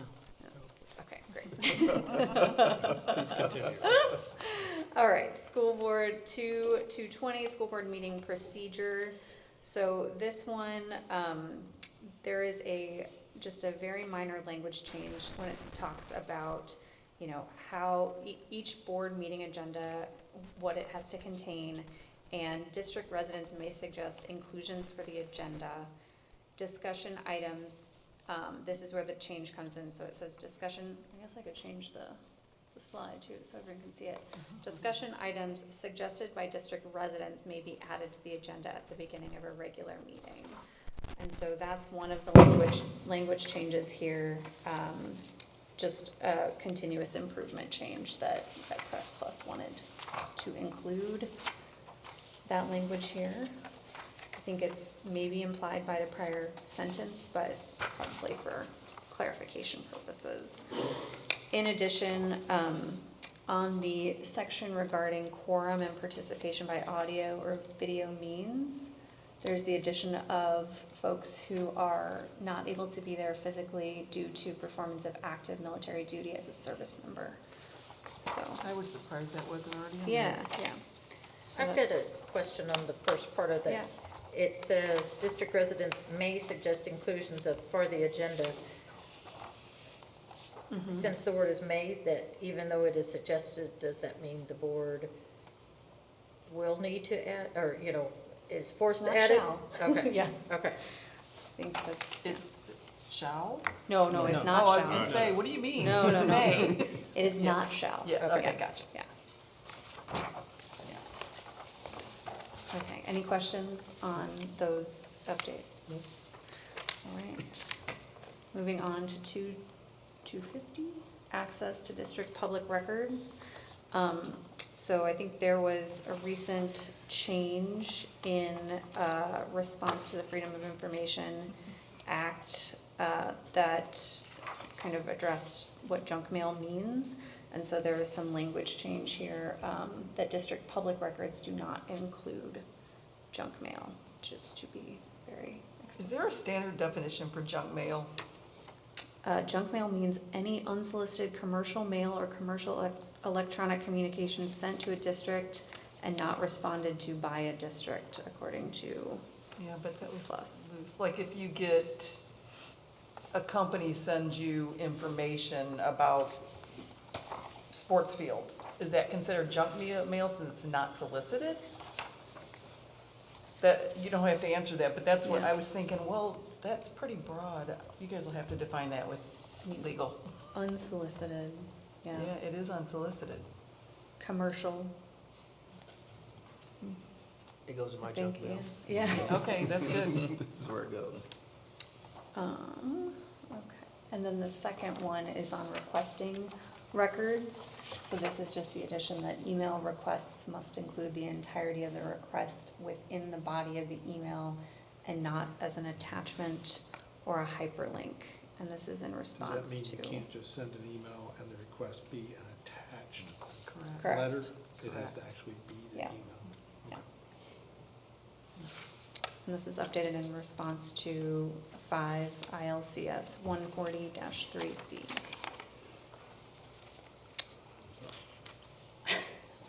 This is policy not exciting for you, Bob? Okay, and then this next, these next couple of updates, this is 4 and 5, I think, yeah, 4 and 5. Under the responding to requests, the Freedom of Information Officer shall approve all requests for public record unless, number 4, the request would require the district to open electronically attached files or hyperlinks to view or access details of a request. In that case, the requester shall be notified within 5 business days that the entirety of the electronic request must appear within the body of the electronic submission, or the district has a reasonable belief that the request was not submitted by a person and the requester fails to verify orally or in writing that they are a person within 30 days of the district's request for such verification. And again, these were updates in response to 5 ILCS 143J. And I think number 4 there kind of is consistent with what was in the requesting records section of this. Do we have an automated reply that would take care of that? I do. Okay, I figured. Not automated, but yes, Right, the standard Copy and reply. paste. standard reply for both incidences. Yeah. Okay, any questions on the prior one? Any further questions? No, ma'am. Okay. All right, 5250 leaves of absences. So the updates here are one update to the family bereavement leave portion. I guess that originally, when this addressed eligible employees and when they can use family bereavement leave without an adverse employment action, that did not include attendance for the bereaved staff member at the funeral of their spouse explicitly, and so that was added in. And then the second change under this particular policy is the addition of family neonatal intensive care leave. And so this is an unpaid leave from work available to staff members whose child is in the NICU. And they can receive a total of 20 days unpaid leave while a child of the employee is a patient in the NICU. And so this is consistent with the Family Neonatal Intensive Care Leave Act. Is that in addition to the FMLA? Yes. It is separate from FMLA. Okay, so they would get 12 weeks FMLA plus that. For 20 days. Okay. That could be. Any question? Any other question? Okay, 5-330, sick days, vacation, holiday, and leave. So this one, this includes in the holidays listed for employees not covered by current applicable bargaining agreement, that district employees will not be required to work on certain days, including general election day when required by law. And press plus note on this is the General Assembly passed legislation adding general election day as a school holiday for 2020, 2024, and 2022, 2024. Language referring to a general election holiday when required by law is maintained in this policy should this practice continue. So that's not necessarily decided upon, but gives that flexibility. And Was that ever decided on our schedule yet? No. Okay. And then under the other leaves portion, there's just the addition of the Family Neonatal Intensive Care Leave as one of the types of leaves available, consistent with the Family Neonatal Intensive Care Leave Act. If some of these days or descriptions are different than what is in our contracts, which takes precedence? Bargaining agreement. That's what I assumed. I just. What did you say? I could, Bargaining agreement Okay. takes precedence. Yeah. but what if it's based on a statute? I think in most cases it says The contract. the contract would supersede. Statute, state statute, okay. Didn't know that. You should check those too and just see where there's, if and where there are discrepancies. So Good do to we know. need to clean that up? Any other questions on that one? All right, 665, student social and emotional development. This one is really just updates for continuous improvement, so the capitalization of emotional learning there. And then you'll see here a couple of additional language cleanups.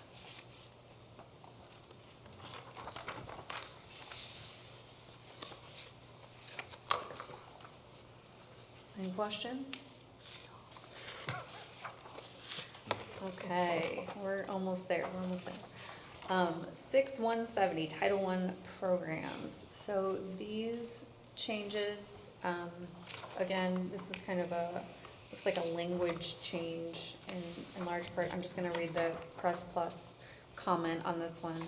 To comply with the Elementary and Secondary Education Act, a board must incorporate by reference the district's Exhibit 6170 AP1 E1 district level parent and family engagement plan and 6170 AP1 E2 school level parent and family engagement plan. These exhibits, which have both been renamed to more closely align with federal statutes and guidance and terminology used by ISBE, contain all legally required components and are compatible with sample templates contained in the U.S. Department of Education's non-regulatory guidance titled Parent and Family Engagement. Districts receiving a Title I Part A allocation that are required to submit proof of parent and family engagement compliance to Illinois State Board of Education as part of their fiscal year 28-27 consolidated district plan will need to submit this adopted policy in both exhibits. Please note that the plans must be customized to reflect the district's actual Title I parent and family engagement activities. At the end of March, ISBE will offer a recorded webinar, blah, blah, blah. Okay, so throughout, it's changing the word compact to plan, so you'll see that kind of change throughout. in this. And then there's, yeah, that's just some minor cleanup in addition. Any questions? No, ma'am. Okay. All right, and then there are the two, so there's, right. So this is an exhibit to 140E, guidance for board member communications, including email use. This is an exhibit rewritten by IISB, and this was rewritten when the material has undergone significant revisions. And so I don't know if there was any further like Press Plus commentary on these, but these might be ones that we want to, have everyone take a look at, read more thoroughly over the next, little bit here before we actually change these from draft form to fully updated, right? Vote on them. So spend some time with the 140E exhibit regarding board member communications. Okay. And then we've got 7-80. This is communicable and chronic infectious disease. So this one, these are the review and monitoring, right? So typically when we review these, I think we kind of go through them a little bit more fulsomely. I don't know if somebody wants to hear not my voice. I don't know, Lynn, if you want to talk for a minute. On this one specifically? You want me to just read it, or? Yeah, Oh, because these are the review and monitoring. So Okay. let's read it, and then maybe the Press Plus comment. These are Okay. fairly short, so. Sure. 7.280, communicable and chronic infectious disease. The student with or carrying a communicable disease and or chronic infectious disease has all rights, privileges, and services provided by law and the school board policies. The superintendent will develop procedures to safeguard these rights while managing health and safety. I won't do the legal references, I'm sure you can read those yourselves. Press Plus one. This policy is suggested to be reviewed by the board. According to policy 2.240, about board policy development, the board will periodically review its policies for relevancy, monitor its policies for effectiveness, and consider whether any modifications are required.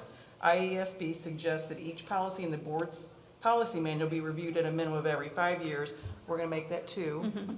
As part of the review, the board may choose to, bullet point 1, compare the adopted version to the current press sample available on Press Online. And you guys know you all have access to that, right?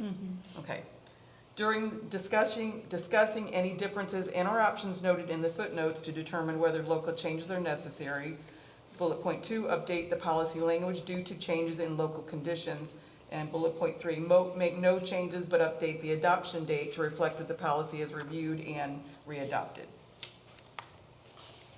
Any questions on that? Or? Yeah, so I guess just from are there any concerns or questions on how this is read?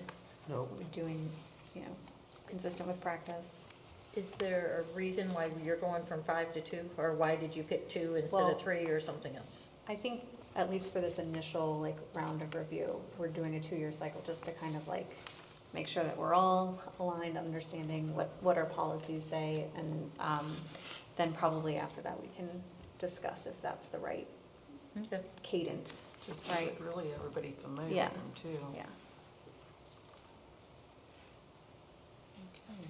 Do you guys already have procedures? I assume you do. Yeah. Okay. You want me to go on to the next one? If you want to read it, that would be. Which Okay. one are we doing? 7.22, last conduct. That's a long one to read. If you want to read 7-30, I'll read the last one. If you want me to read it, I'll read it. Are we going to read the whole thing? Yeah. No. Okay. That's the point of the policy committee, is to actually review these things. But Would you I rather? I've read the policy that's on there, so just the changes, I think would be sufficient. But this one's There- just a this doesn't review and have monitoring. changes. Gotcha. Yeah, that's why. Would you rather people take a minute and read it themselves? I can read, so I don't, I've read it, and I mean, although I appreciate the effort and the review, This is why you're not on the policy committee. that is exactly right. But I think it'd be more conductive if we cover the differences and the changes. Well, but This this doesn't doesn't have have changes. this is a suggested Carry review. on. They're just wanting to be able Should to have update been the done time. reading that by it's now, Yeah. Matt. Do It's I- not- So You we are haven't gonna done do it reading. By in now, all of these what do in you, 2 you years. want Matt, to read it, read it, read it I said, yourself? you're gonna review all of these in 2 years. I know. So let's review it. Go ahead and read it. You want me to read it? Oh, no, Oh, I can read yeah. it, but you're Okay, saying which let's one go are we read- going Oh my on goodness, first? read it. You just want Bus to be out by conduct. 10, maybe tonight? 7.220, I'm reading because we have come to consensus. All students must follow district school bus safety rules. School bus suspensions, the superintendent or any designee as permitted in the school code is authorized to suspend a student from riding the school bus for up to 10 consecutive school days for engaging in gross disobedience or misconduct, including but not limited to the following. 1, prohibited student conduct is defined in the school board policy 7.190, student behavior. 2, willful injury or threat of injury to a bus driver or to another rider. 3, willful and or repeated defacement of the bus. 4, repeated use of profanity. 5, repeated willful disobedience of a directive from a bus driver or other supervisor. 6, such other behavior as the superintendent or designee deems to threaten the safe operation of the bus and/or its occupants. If a student is suspended from riding the bus for gross disobedience or misconduct on a bus, the school board may suspend the student from riding the school bus for a period in excess of 10 days for safety reasons. The district's regular suspension procedures shall be used to suspend a student's privilege to ride a school bus. Academic credit for missed classes during school bus suspension. A student suspended from riding the bus who does not have alternate transportation to school shall have the opportunity to complete or make up work for equivalent academic credit. It shall be the responsibility of the student parent or guardian to notify the school that the student does not have alternate transportation. Electronic recording on school buses. Electronic visual and audio recordings may be used on school buses to monitor conduct and to promote and maintain a safe environment for students and employees when transportation is provided for any school-related activity. Notice of electronic recording shall be displayed on the exterior of the vehicle's entrance door and front interior bulkhead in compliance with state law and the rules of the Illinois Department of Transportation, Division of Traffic Safety. Students are prohibited from tampering with electronic recording devices. Students who violate this policy shall be disciplined in accordance with the board's discipline policy and shall reimburse the school district for any necessary repairs or replacement. I need a drink of water, sorry. That's the end of it, so you say did we're great. done. Legal references are back here. Do you want me to read the press plus? I think that one's just to say it's Oh, it's supposed to the be same reviewed. thing Yeah. that we review, Yeah. okay. Yeah. All right, any questions on that, or should I keep going to the next one? Is that consistent Alan, with? is it? That is very consistent, Okay. to the T. Students, 7.230, mixed conduct by students with disabilities. Behavioral interventions. Behavioral interventions shall be used with students with disabilities to promote and strengthen desirable behavior and reduce identified inappropriate behaviors. The school board will establish and maintain a committee to develop, implement, and monitor procedures on the use of behavioral interventions for children with disabilities. Discipline of special education students. The district shall comply with the Individuals with Disabilities Education Improvement Act of 2004 and the Illinois State Board of Education's special education rules when disciplining special education students. No special education student shall be expelled if the student's particular act of gross disobedience or misconduct is a manifestation of his or her disability. And then the legal references. Anything? Nope. Okay. We're good there? All right. Okay. Thanks, everybody. I think that was hopefully not too painful. No. Did you want to talk about 5.2 or did you want? About what? 5.2, committees. 5.2. Oh, Alma, 1 second. Give me 1 second. Claire, you may go. Yes. Yes. You have a good Thanks. night. Claire, yes. Thanks for enduring it this long. yes. Thank you. You lost her after policy. What? You lost her after I policy. know. Well, it happens. Yeah. Would you like for me to talk about that Yeah, one? you talk about that one. Okay, so this is on the list, just because as we were going through committee assignments, we felt it was time to readdress what we had talked about a year ago, which is potential restructuring of committees. We currently have the policy committee, we have the parent-teacher advisory committee, and we have personnel committee, we have finance, and we have facilities. Obviously, Matt is the chair for both the facilities and finance, which is why they're consolidated as one sort of committee, just to kind of consolidate that. Lynn and Alma are the co-chairs of the policy committee. Sarah is the personnel committee. If we were wanting to do the addition of the programs, to make that a programs and personnel committee, we can do that. I know we're also talking about a curriculum committee, and if maybe we need to not sort of confuse the issues, but I'm throwing it out there for just a basic, just at this point, 2-minute conversation.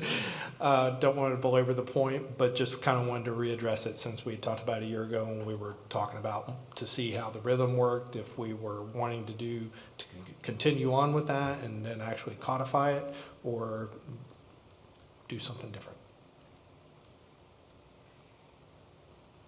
I think the way the policy committee was done tonight shows that it could or should be done at a different time, whether it's before a regular meeting, rather than incorporated into the work session. But Are we getting rid of the work session then? No. We can. We can do a couple of different things. It's just obviously everybody had talked about wanting to be a part of that meeting. And so, if we want to do it before weather, I know this is long, and thanks again for making it this late because we moved to Dave for the awards banquet, or not a banquet, but awards at the high school. And then we had some conflicts and we needed to start later. But that having been said, if we want to move to having separate meetings again, that might potentially be different nights, whenever it works. We're already having to start at 5:30, 5 for a regular session that starts at 7, and so moving the committee to before that, I don't know if people could get there for that. But the timing of it is not as important as do we create or combine the program and personnel committee, and sort of put some structure around that, or not go down that road and just have the personnel and just kind of treat it as just a section on the agenda. I think we need to work through some kinks. That's what I think. I totally agree with the policy committee, the way that you initially did the policy covering just the changes. But in all honesty, I won't disclose my age, but I'm quite intelligent and I can read these, and I found it a little bit demeaning to read me the policy that I've already read. So by discussing it, I think we go over some of the context of the policy, see if there's any questions, discuss it amongst the board as the committee as a whole, and then move on. I think that would help kind of speed things along. The overview of the changes was fantastic. 100% agree with that. I think we need to be on board with that. But I haven't even gone yet.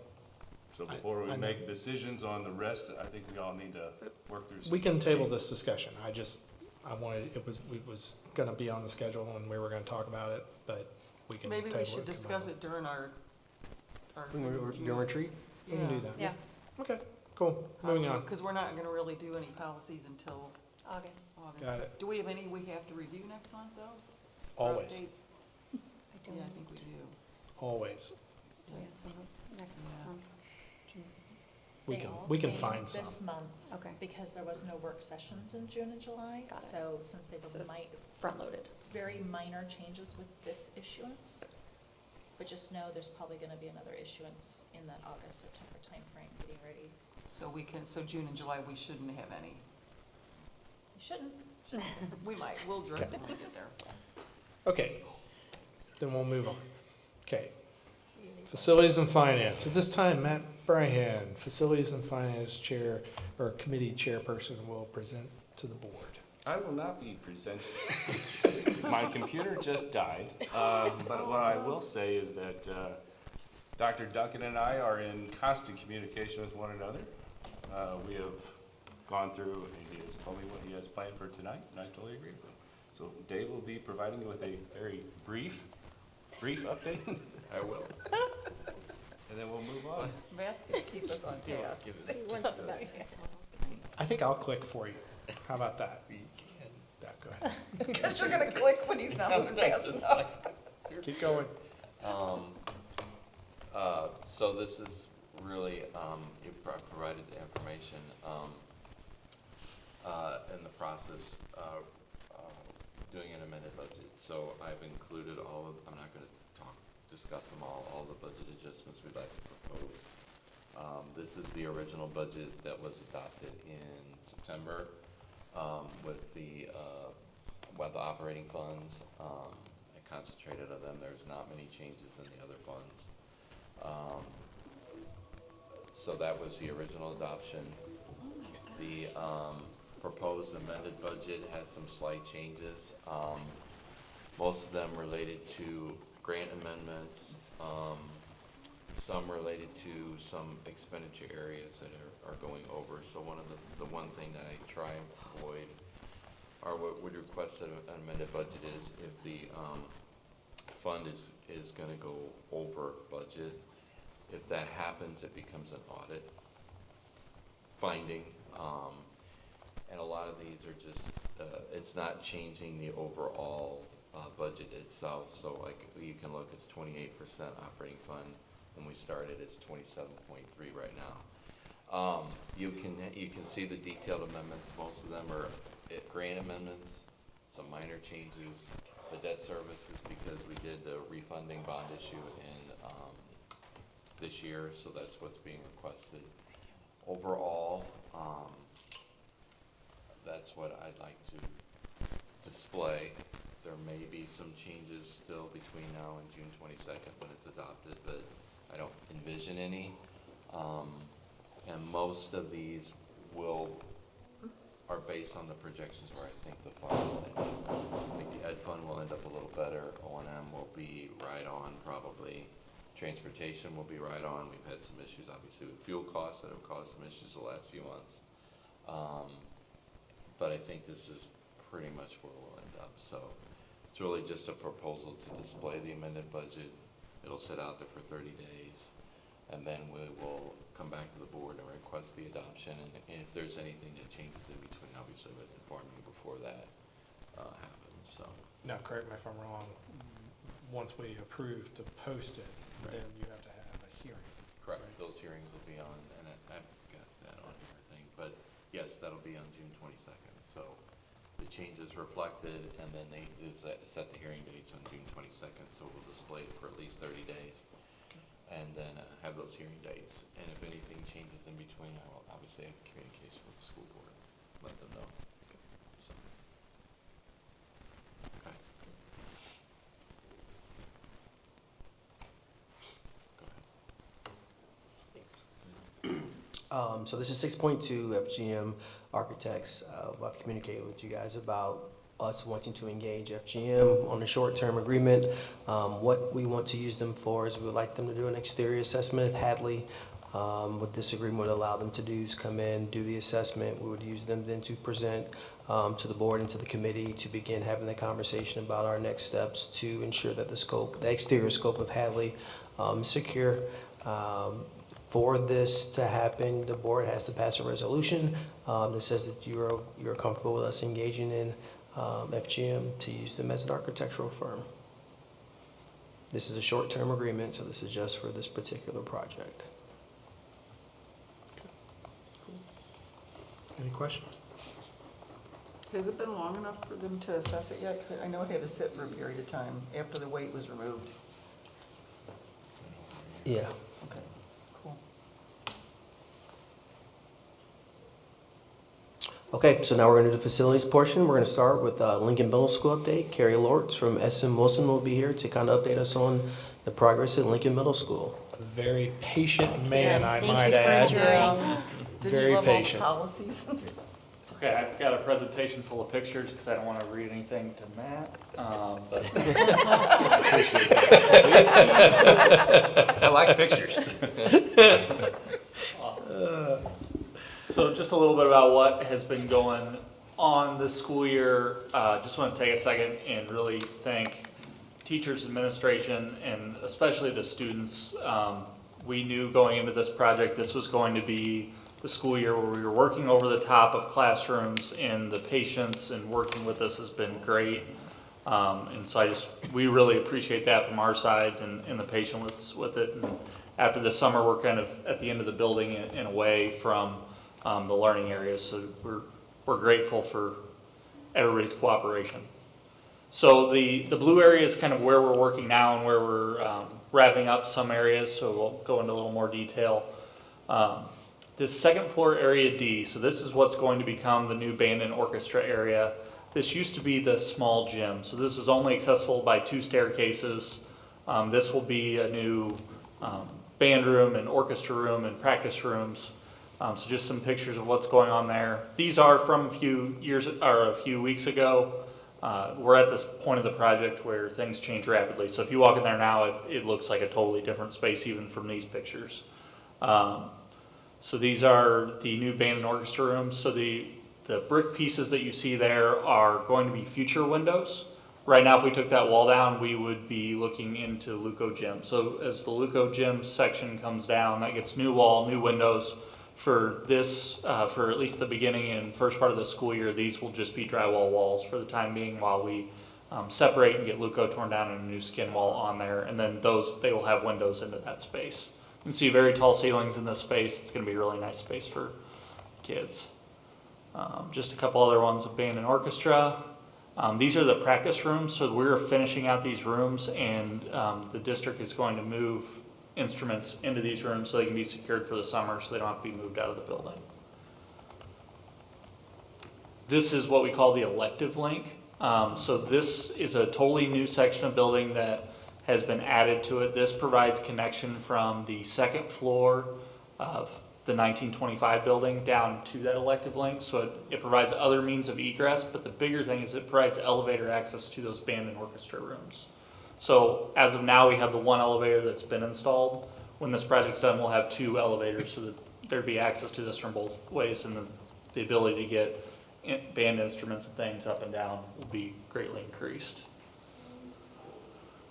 This is the Castle Suite. So this area is done and finished. One of the drivers when we started this project is that we were only going to move Castle one time. So this will be, they'll be able to move in there next year and not be disturbed. So this area is wrapped up. You're seeing some, the end of that corridor is where we're gonna actually tie in this summer. It's a temporary IT room that gets moved. But this space has been walked by ROE, and the district has started moving some teacher belongings into these spaces. Just a couple more pictures of that. Very similar finishes throughout, and some of the classrooms in that space. Second floor area B, so this is 7th floor, I believe. This is 2 teams will be here, but this is the space immediately over the administration offices that are on the first floor and the connector that we've been working through. This has been signed off by ROE. The district's punched it, and again, they're moving teacher belongings into this space before the end of the school year. So, you see it's cleaned up, science labs, restrooms, really a nice space. 3rd floor area B is similar, but it's 8th grade, so the science labs are a little different. This one is trailing right behind second. Again, we're starting to see teacher belongings moved in. Punch list is getting scheduled here in the next week or 2. But classroom space really consistent throughout. With the completion of this, it'll complete the 1925 section, which was the oldest section that had the most work that we had to do. So you can see the science labs are a little more advanced as you move in to the 8th grade wing. Very similar looks though, floor to floor as we go in. This is the back side of the building, so we've done a ton of masonry restoration, ton of window replacements. As the school year comes to the end, we'll actually start the courtyard work and start all the concrete work in the courtyard, going towards the back and then working over towards the area that has the green on it. is that exterior view, that elective link. So we have all the metal panels for it. We'll begin skinning that and coming around the building. That skin continues on and around and where we actually tear down Luco Gym once the abatement is complete. So talking a little bit about this summer. So this summer we are touching basically the rest of the building that we haven't been in yet. So this is floor 0. So this is, as you're coming down 157, the area that you see, the bottom level there is known as floor 0 because it's lower than any of the other floors. A lot of work done in floor 0 is actually to get infrastructure done this summer. So underground, it's all new plumbing that will be trenched in. So come the last day of school, we'll have crews move in, they'll start trenching, getting underground plumbing in because that plumbing has to be done this summer and tied in. The rest of the space won't be done this summer, but we have to get the plumbing done and in to be able to continue on with some other things. Up when we're talking on first floor, one of the big things that will start this summer and be complete this summer is the auditorium. So the auditorium is getting a pretty heavy facelift, new seats, a lot of new finishes. There's some structural repairs to the front nose of the stage and some other items that are happening there. So you'll see if you come in there all during the summer, you'll see basically, we call it a dance floor, but it's basically from the second level, there'll be scaffolding all the way across to be able to access everything in the ceiling. The other area that's done, finished, and turned over this summer is directly to, I'll say at Page North or straight up from there, is what's going to be a future choir room. I believe that's being used as a general classroom, and then choir is going to be in the auditorium for the time being just to make all the sequencing work. But that area directly above that will also be completed this summer along with the elective link. The first floor area, when abatement is done, we'll actually take the entire curtain wall or window system off. That'll go from floor 0, first floor, and second floor. That will also come off and start this summer. That will not be completed this summer, but that's area that's taken by construction throughout. But you'll see a lot of exterior work happening towards the end of summer after abatement is done. Second floor area, again, we're doing the auditorium, that band and orchestra you'll see kind of finish as we wrap up and tie that in. And then the area to the left where the new window system is, that's where we'll be working during the school year. The lower parking lot, which is the one that faces 157 from the intersection down towards Woodland, will also be replaced. There's quite a bit of grade change that happens there. There'll be a retaining wall installed. And one of the biggest things from a student impact is the switchback ramp off of the shared use path will get installed, which will give them a pathway to get up besides going down to Woodland or up to the newer part of Lincoln. So there'll be a lot of work along there. That is a new parking lot that gets in place. So all of that work is done and turned over by the end of the summer. So when we talk about next school year 26 to 27, it's really finishing out floor 0. Floor 0 will be the base of the elevator. That'll be where a lot of the separation occurs. So floor 0 is kind of our last piece that gets done during school year 26, 27. We'll also be working on the first floor and the second floor as those stack up. You can kind of see the area that's delineated here.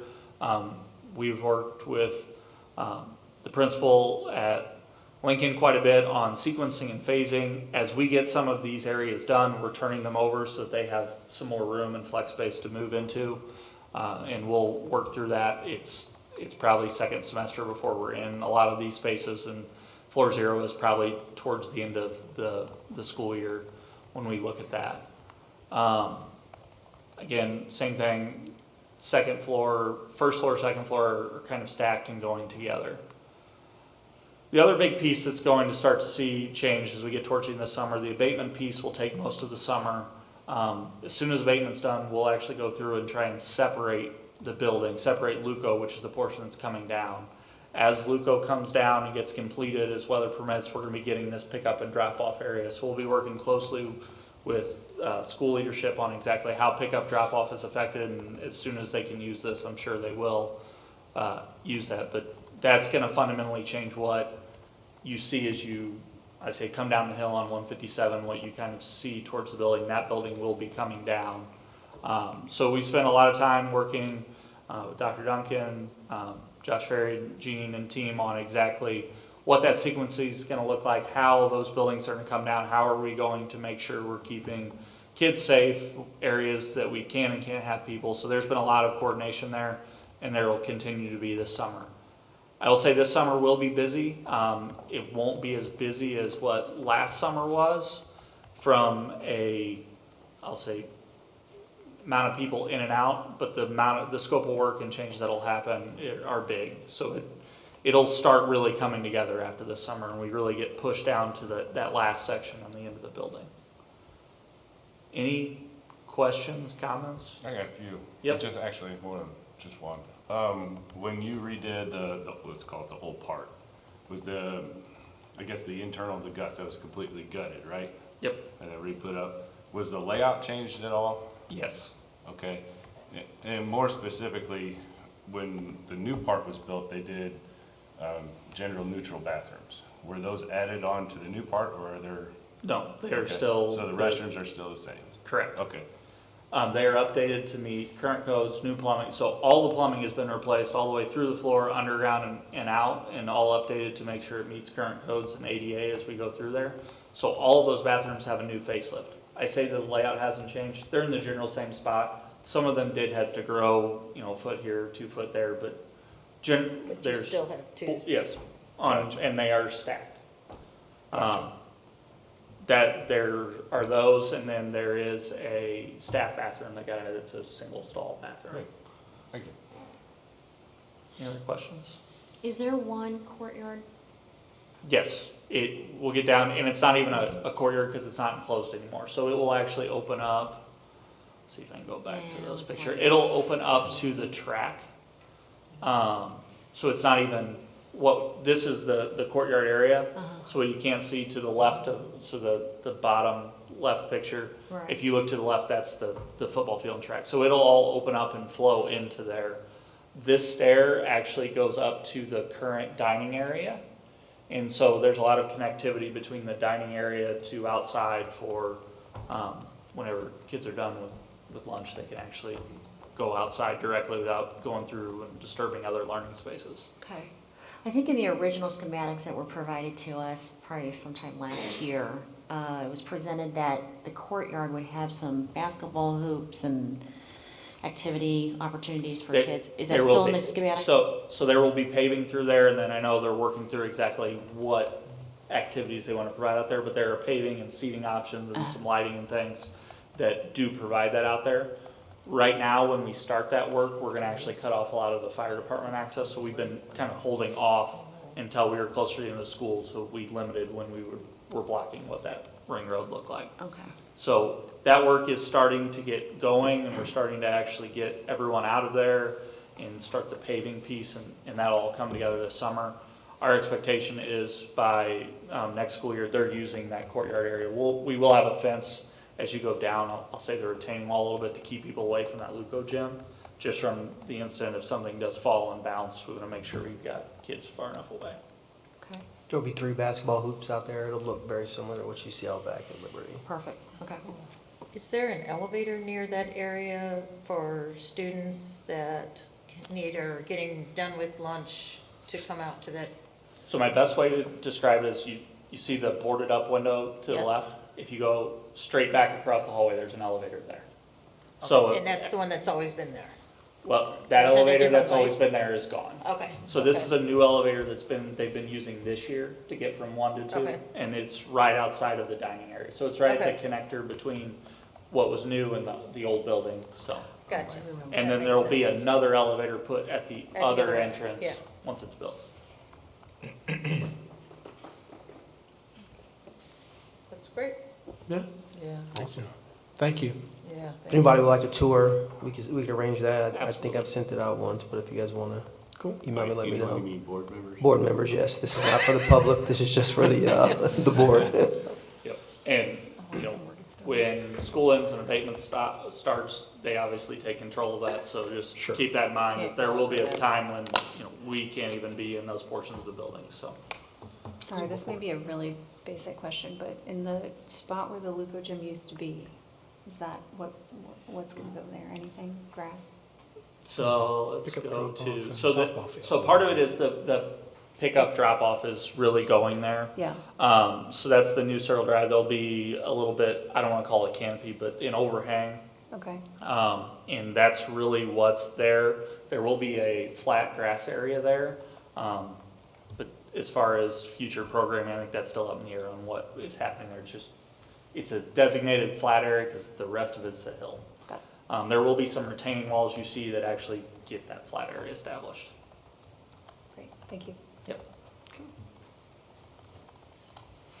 Okay, thanks, sir. We're almost there, guys. We're almost there. You don't have to stay. Oh, I have a feeling he wasn't. No, he's looking for validation. Thank you. Thanks, Gary. So we just want to give you guys an update on 25, 26 projects, let you know which ones are completed, give you some pictures so you can see kind of the visual. Then we'll give you an update on these summer projects, the ones that will be going on this summer. First project that is completed is the EHS track, softball field and turf. This was approved March 24th, 2025. This was contracted by Burn Jones. Couple of pictures for you. This is the EHS track. This turned out really well. Lanes are good, the color's good. And they're being used this spring. Oh yeah, they're rocking and rolling. Good. I was at a lacrosse match on May 1st there. It was fantastic. Cool, nice. Here's the softball field. They're using it. It's fully operational. The girls are reporting they love playing on the turf. When they first got out there, it was so fun just to see them running around. They were like Christmas time for these ladies, so it was cool. Nice. And this is the Winston Brown field turf. This is where the lacrosse field hockey will take place. Upcoming facility projects. So when the board originally approved the turf, this was phased out. The final phase will take place this summer. There's about $129,000 left of this project. What is going to happen is they will be replacing the high jump pit, long jump runway, pole vault, shot put ring. This will start at the conclusion of the track season, and it should be finished by the end of the summer. And we're still within that price range. Okay. Yes, sir. Yep. This is your high jump area, long jump, pole vault pit, our runway, and then the shot put ring. So all these will be, a lot of these will be repaired or replaced. They'll be ready for the next track season. The auditorium seats, this is approved February 23rd, 2026. They're going to start these Memorial Day weekend. They're going to finish it out the week. The reason why we pushed this back just because we had so many award ceremonies at the end of the year. We wanted to make sure that everybody was able to do that. But it should take a week, and this will be done. I didn't want to replace it, they're just replacing the covers and stuff? Is that what it was? reupholstery. Okay, Yeah. reupholstery, okay. I didn't remember what. Are they doing that on site, or are they taking the seats with them? Ooh, I thought they were On taking the seats on with them. site. I think it's on Oh, on site. Oh, wow. Yeah. Bringing their sewing machines. On site? Okay. Is summer school? Summer school's at Liberty. Okay, good. Yeah. Just want to make sure we didn't have cross-contamination there.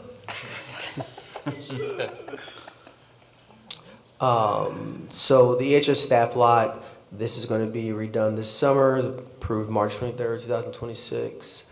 They're going to start June 8th. We'll be done by June 26th, which is great. So we'll have plenty of time to be ready to go to start a school year.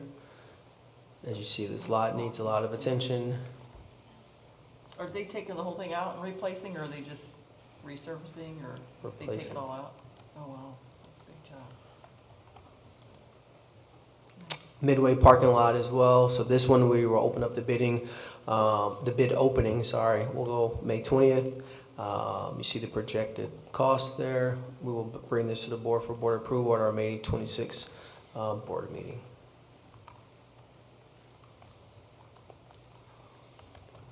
Again, a lot needs some attention. So can we mitigate a full replacement of a parking lot if we maintenance it yearly?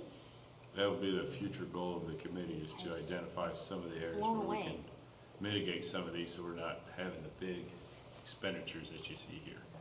But would the balance be the same as if we mitigate it and maintenance it to that of a full replacement? Or less? The way that I would view it is Maintenance. that if you have a leaky roof and you repaired the leaky part of the roof, the rest of the roof is good. Now, will you have more leaks down the road? Possibly. If there's structural damage underneath, then yes, you'll eventually have to replace a whole roof. But waiting and watching something decay in front of you is not okay in my book. A lot more costly. But do Yes. asphalt, do they have to have total replacement at some point ever, or can you do maintenance to avoid that? That I don't know. Yeah, I don't know. pretend to Eventually it needs to be replaced. Yeah, that's what I thought. I thought asphalt reached its You life can patch it expectancy. so many times and then you have to take the whole thing out at some Yeah. point. Okay.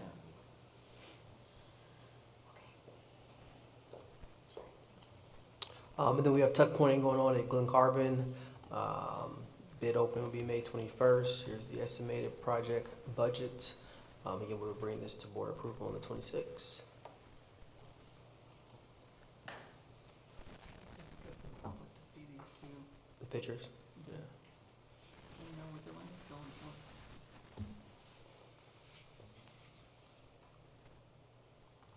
for. LeClaire as well. This has been on this for a while, hasn't it? Yeah, Yeah.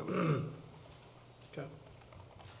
And then the other summer projects we have is a water valve line EHS that needs to be replaced, or capped off. And then we have a replacement of an overhead water line in the gym, and then the fire alarm system upgrade at Woodland. This is an annual, we're just kind of working through each school each year.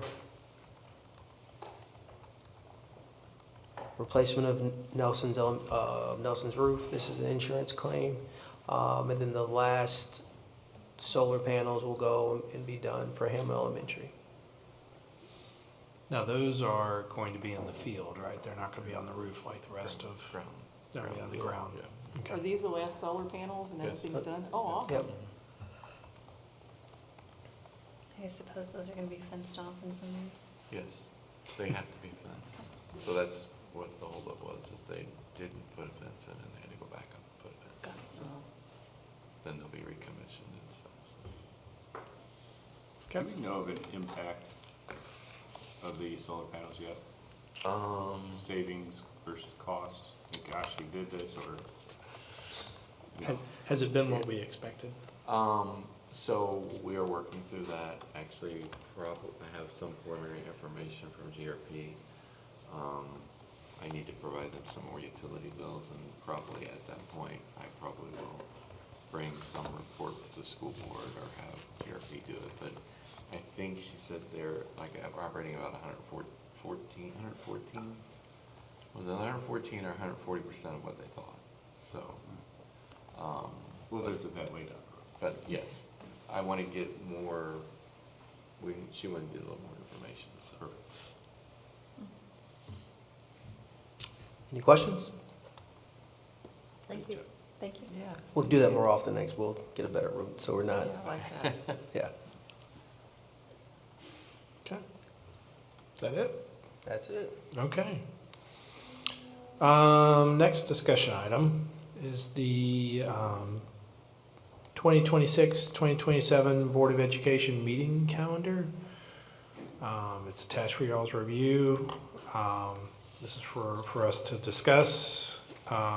We don't have to come to any conclusion now other than to just make sure that the dates make sense for everybody.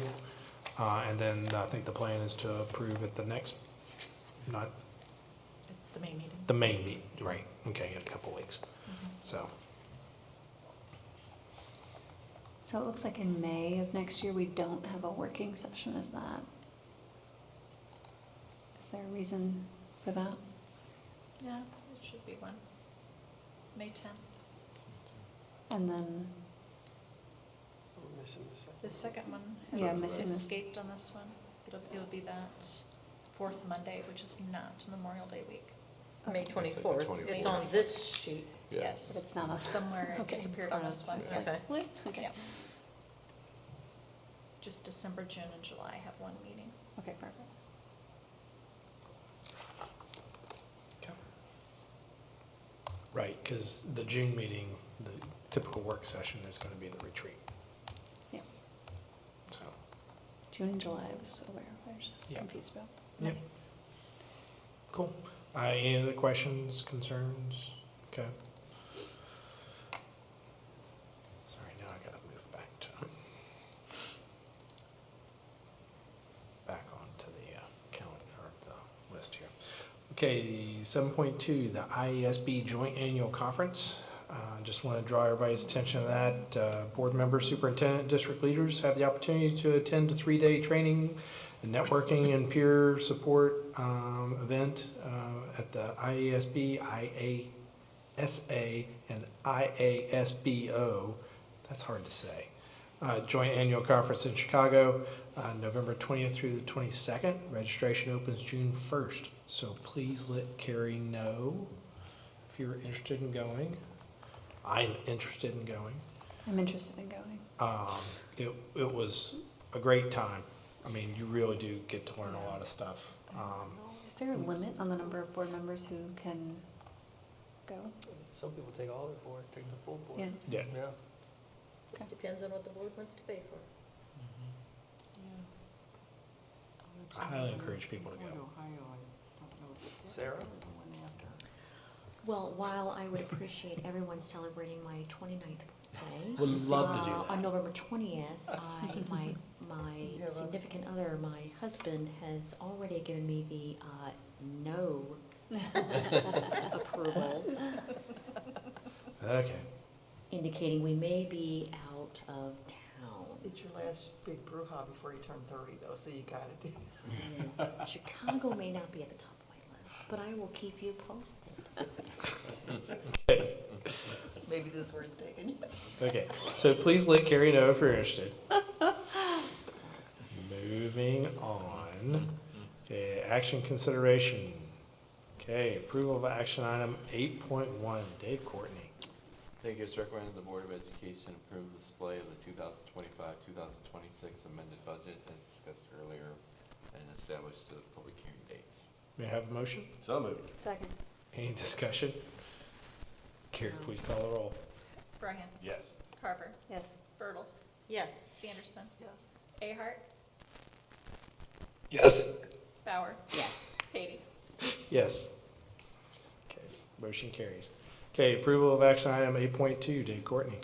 Thank you. It's recommended the Board of Education approve a successor contract between the Board of Education and the Edwardsville Federation of Secretary Employees for the period beginning July 1, 2026 and ending June 30, 2029. Move for approval. Second. Any discussion? I would just like to say, Lynn, thank you for your patience and as the co-president with the negotiations, and I thought it went well, and just appreciate you and all your membership does for District 7. Thank you. Awesome. Okay, Carrie, please call the roll. Bertles, Yes. Brian, Yes. Sanderson, Yes. Ahart, Yes. Bauer, Yes. Carver, Yes. Patey.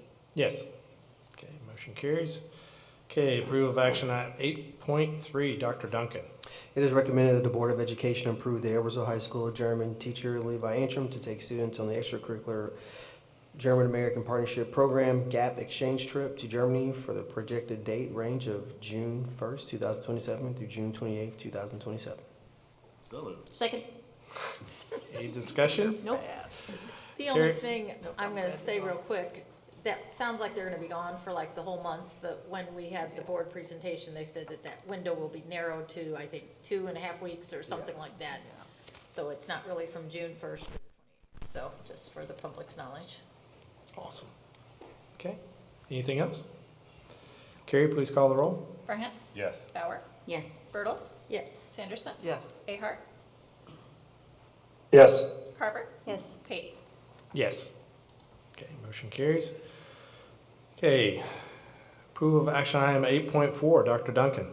It is recommended that the Board of Education approve a resolution authorizing the engagement of an architectural firm pursuant to the Local Government Professional Service Selection Act between Edwardsville Community Unit School District 7 and FGM Architects not to exceed a total cost of $40,000. So moved. Second. Any discussion? No. One question.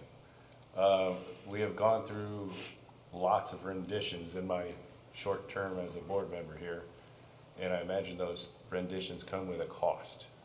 Are those costs associated or included within this resolution? Up to $40,000? Renditions of the building. Like if we need an architectural rendition. So like, let's just say Hamel, for example, we've gone through, what, 4 or 5?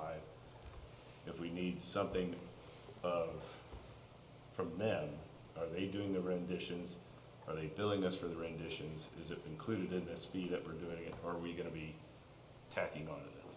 So what this will look like, they will come, they will do all the assessment. And I don't know that they will do the rendition because we haven't got there yet. This is more of an assessment of the building and also kind of giving us a price of all the things that we need to fix. Okay, So then we would come back and kind of decide which direction we need to go. okay. Yeah, because I don't know that we're looking to make any design decisions, changes. We don't even know what we're doing with the So facility there'd yet. really be no need for. No, but I mean, we all know it needs to be shored up. So if they come in through and say, hey, we want to put a structural wall here, and it complies with, you know, your historical board, this is natural, and this is our rendition, we got to pay somebody for their artistic time for that. So I just want to make sure that we're not adding on costs Yeah. as we go down the road. Yep, I will tighten that up for you just so we Okay. can talk next steps. As the But facility this chair. doesn't include renditions I as know. current. Okay. But we'll be lockstep. Perfect. Okay, anything else? Okay, Carrie, please call the roll. Bryan, Yes. Bauer, Yes. Bertles, Yeah, yes, sorry. Sanderson, Yes. Ahart, Yes. Carver, Yes. Pavey. Yes. Okay, motion carries. Approval of action item 8.5, Dr. Duncan. It is recommended that the Board of Education approve personnel matters related to the resignation and retirement of employees as discussed earlier in executive session. So moved. Second. Any discussion? Carrie, please call the roll. Sanderson, Yes. Carver, Yes. Bertles, Yes. Bryan, Yes. Bauer, Yes. Ahart, Yes. Pavey. Yes. Okay, I lost my place. Was that 8.5? Yes. Okay. Approval of action item 8.6, Dr. Duncan. It is recommended that the Board of Education approve personnel matters related to the appointment, employment, compensation, or transfer of employees as discussed earlier in executive session. So moved? Second. Any discussion? Carrie, please call the roll. Bertles, Yes. Bauer, Yes. Sanderson, Yes. Ahart, Yes. Bryan, Yes. Carver, Yes. Pavey. Yes. Okay. I'm doing this one. Okay. I move that the Board of Education approve the presented employment contract for Dr. Alan Duncan Jr. to serve as superintendent effective July 1st, 2026 through and including June 30th, 2029, and authorize the board president and board secretary to execute the contract. So moved. That Second. is a motion. May I have a second? They're too fast. Say second. Second. Any discussion? I'll just say that I've had an opportunity to work with you and watched you grow through this district, and you know your potential, and you always strive to hit that potential and go above and beyond. You've made bad things good, good things great, and I'm excited to see what you do here. Really am. Second. Congrats. Third. Fourth. Yes. Ditto. Okay. Can I say something? Sure. Awesome. Okay. And people have heard me say this before, I think personally that being a superintendent of a school district is probably one of the hardest jobs in the state. I think that when I say diversity of people that you deal with, the full spectrum of issues that you deal with, the personality issues you deal with, the stress, the safety. We were talking about the importance of curriculum. the impact that you have on the life and being the person that drives that creates a lot of tension, creates a lot of stress, and it takes a very special person to want to lead a very large district like this one. I think in a lot of ways we have been very fortunate to be placed in the position we are today, and I just want to definitely extend my congratulations on your getting here. And we all have very high hopes for your future. Thank you. And he has a good support system at home. Yes, absolutely. And Okay. a good support system within our district. I mean, hands down to your district leadership team that has supported you since some transitions. Big round of applause to Dave Courtney. Appreciate all of his input and his insight and his huge support behind the scenes. To And Jen, Carrie. I mean, we could name them all off, Yeah, and the if rest of we your team. missed one, then we would be remiss. But big, huge round of applause to everyone that supports you. But yeah, you have driven it home. So, as a parent that has seen you as a principal here at Liberty, and even just have risen to the top. Kids still talk about you to this day from when you were principal here. Big kudos to that, and just what you're doing, day in, day out. Thank you. Appreciate it. I knew the day that I District's in good was, hands. I knew the day when I was riding in the truck with him during the homecoming parade, with all the kids yelling at him and calling his name, and just the people on the streets that, this was the guy. He's So- popular. He's popular. Yes, nice. Okay, with any further ado, Carrie, please call the roll. Katie, Yes. Sanderson, Yes. Bertles, Yes. Ahart, Yes. Bauer,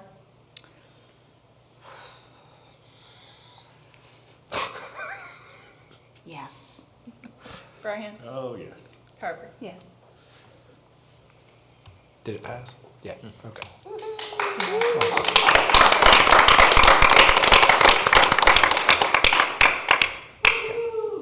I expect those reports complete in the next 2 days. Okay. Stop it. Moving on, 9.1, agenda topics for the next meeting. You can see them all there for review, obviously subject to change, but at least what the current list is. Okay, and with no further business, may I have a motion to adjourn? So moved. Second.